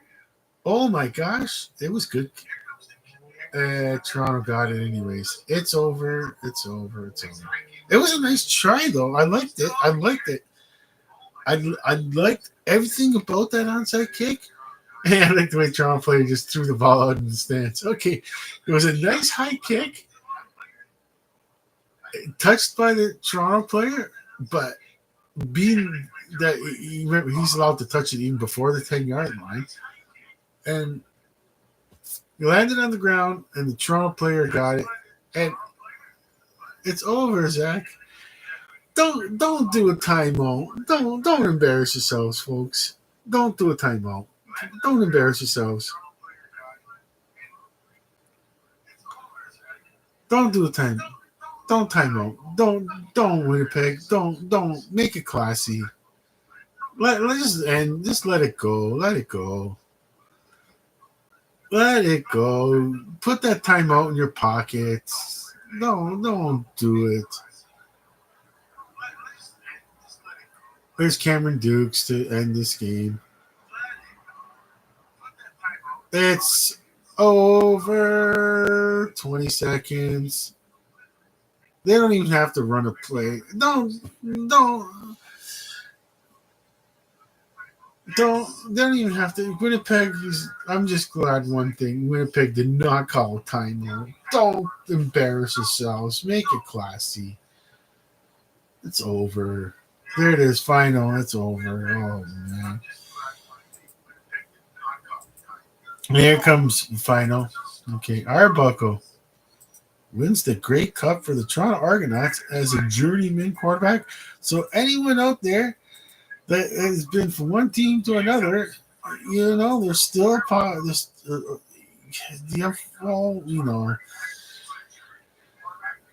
when you look at it, what was it from? An injury to Chad Kelly, and 10 o'clock. It's been 3:45 and quick post game of this, and there's not much to say because it just it happens. I mean,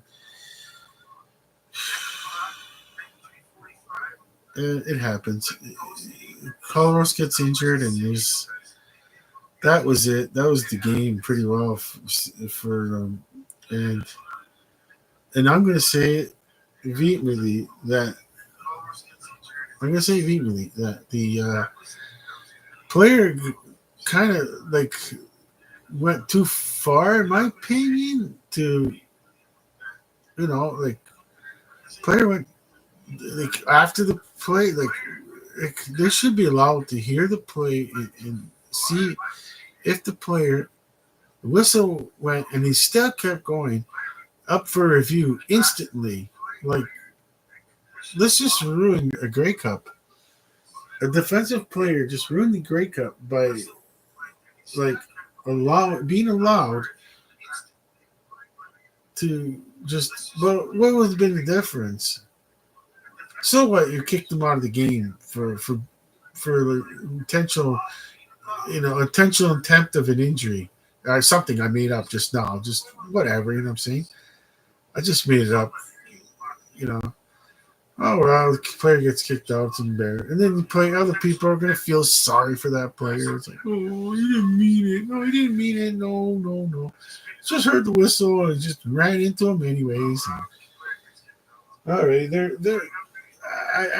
I'm not into the Grey Cup celebration thing where they show it's not the Hamilton Tiger Cats. So we'll switch. We'll switch gears here. We'll just go we'll catch up in barbecue. We'll switch gears here. And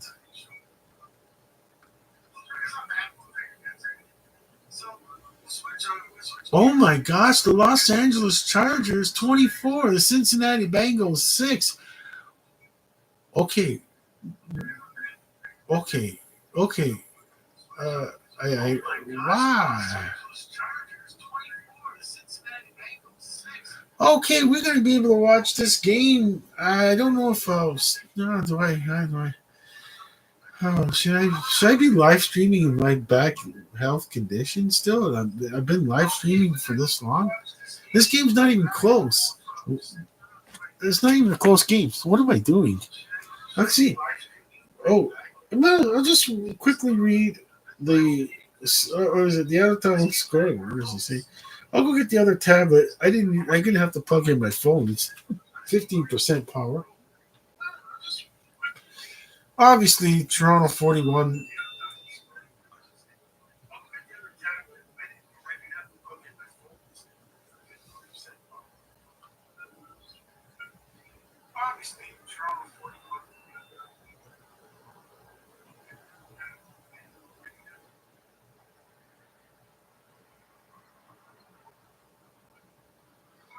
Oh, wow.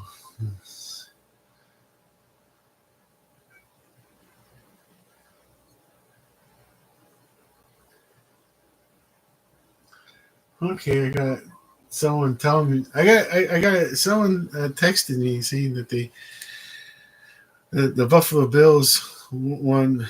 The Buffalo Bills won. I'm like, oh, okay.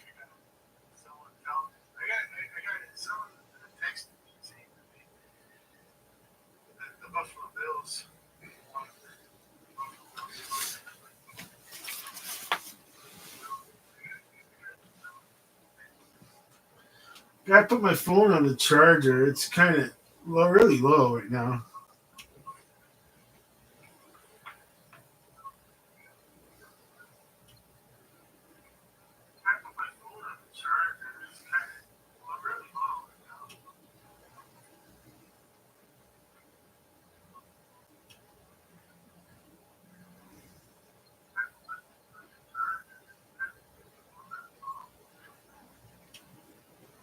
Okay.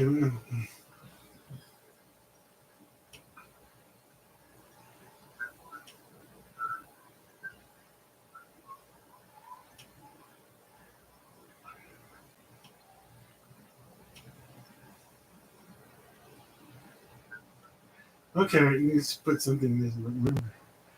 Okay, I'm texting someone back. Remember,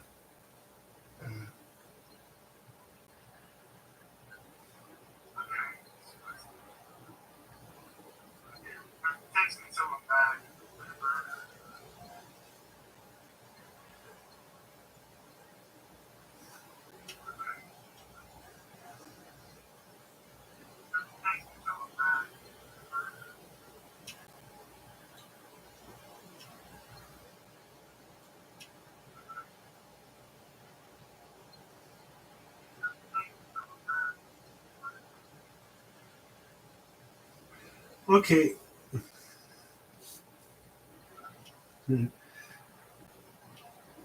okay.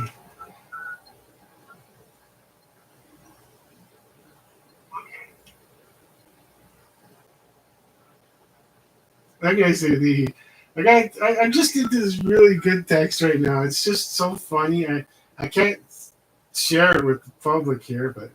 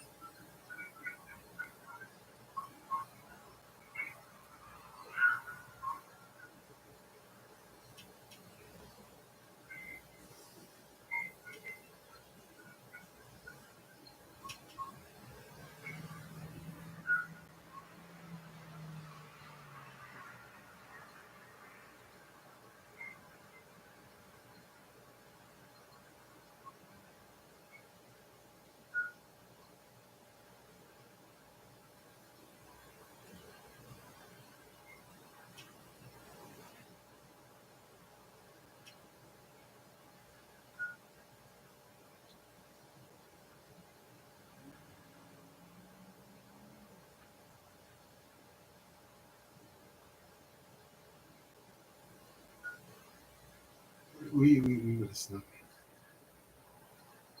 Yeah, have snuck in something. It wasn't.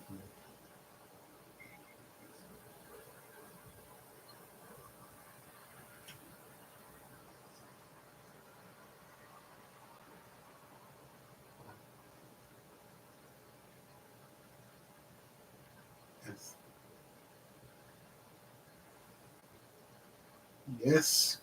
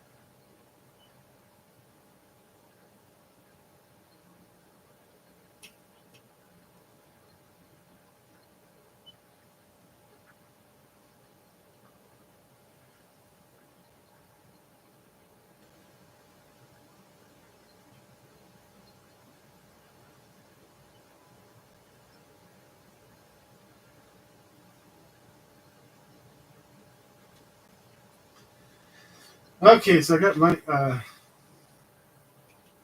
okay, so I got my phone on the charger. Speaking. I'm dropping everything. Oh my god, I can't even afford a new phone. Look, it didn't fall on the ground. I can't even afford a new phone right now. Oh, I'm dropping everything. Oh, great. I'm dropping all my electronics by accident here. Okay, that one's at 100%. Okay, this tablet's at 100. My phone is charging up, and okay, I'll be dropping my electronics by accident here. Okay, so this game is out of control for Cincinnati. Okay, I'm gonna turn on this secondary tablet.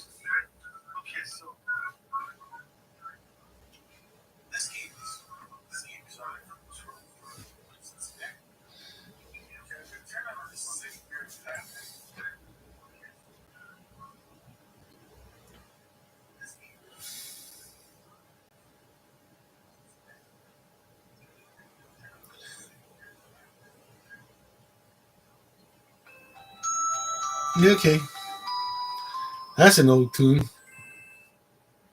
You have to have a certain brand of. All right, yeah, look up the.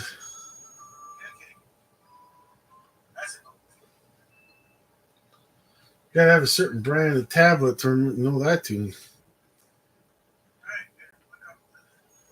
The future begins tomorrow. The future begins with this tablet. Okay, boy.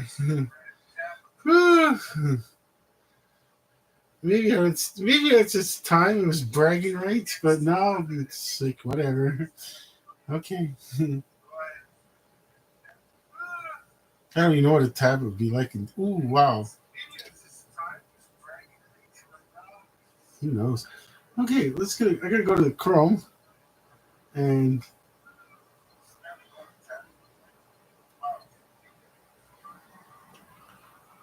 okay, so we're gonna go to the Chrome here. We'll check the out of town scoreboard. Nah, just kidding. I love pretending I'm a real station. The out of town scoreboard. Okay.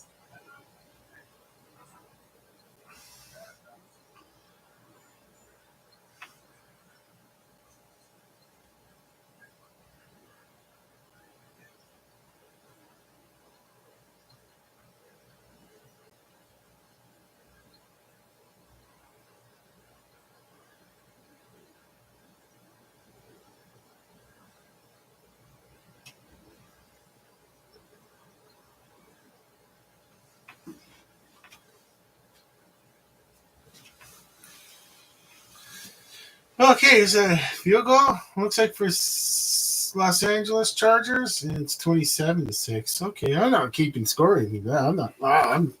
I'm just done.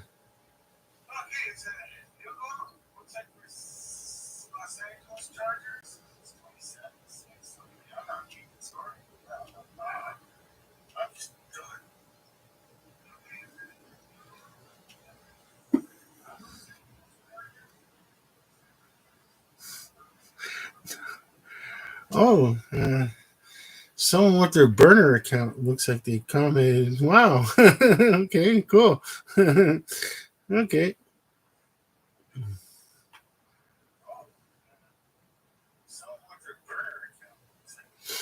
Oh, that's a real chat line now. I can't believe it. That's an authentic chat line we got going down here. I'm not familiar on how to answer. I'm usually just. That is a. This guy is saying. Someone with a burner account is telling me that they're heading down to the casino, have a good stream. Yeah, they keep in and out on their burner account. Cool. And they say bet on black. If you're going to the casino or whoever you are, go bet on black, Mr. Burner account. Okay.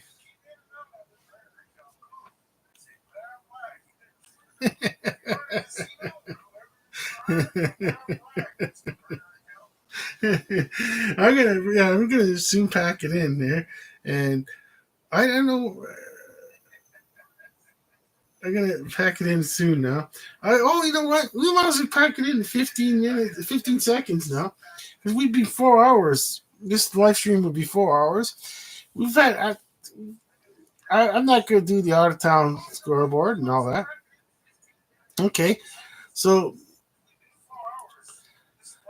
so it's been 4 hours with our live stream, and reintroducing our live stream crew here with barbecue munchies on the left hand side of your screen here, and ketchup munchie on the right hand side of the screen now with the microphone and call him ketchup Rick.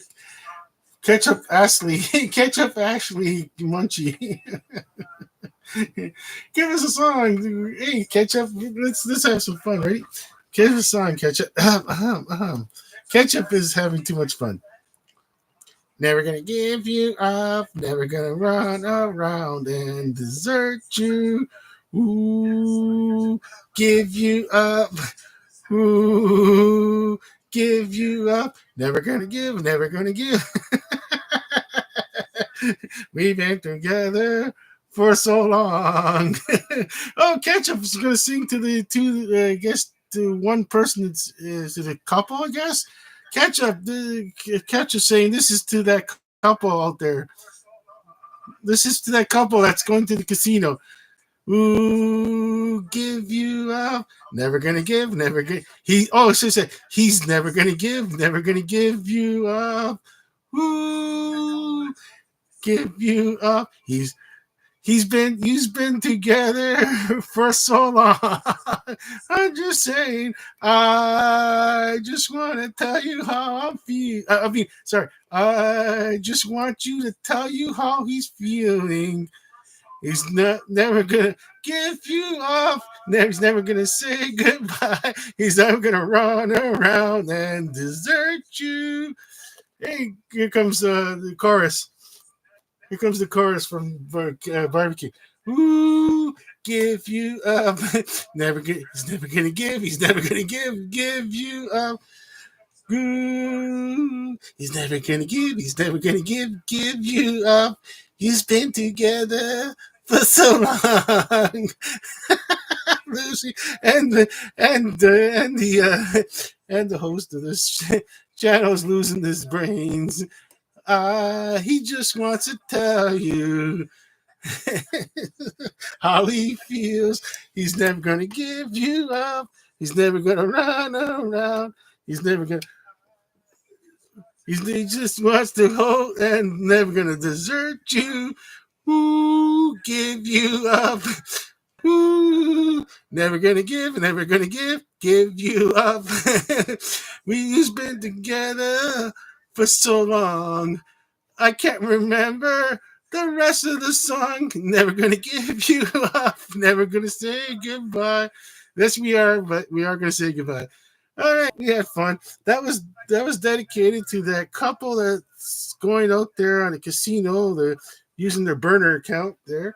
Okay, so I guess so from yours truly there, Barbecue Munchie and Ketchup Munchie. All three of us are saying, never gonna give you up, over and out for now. All right. Okay. Where are we? Oh, end stream. There it is. End the stream right now. Okay.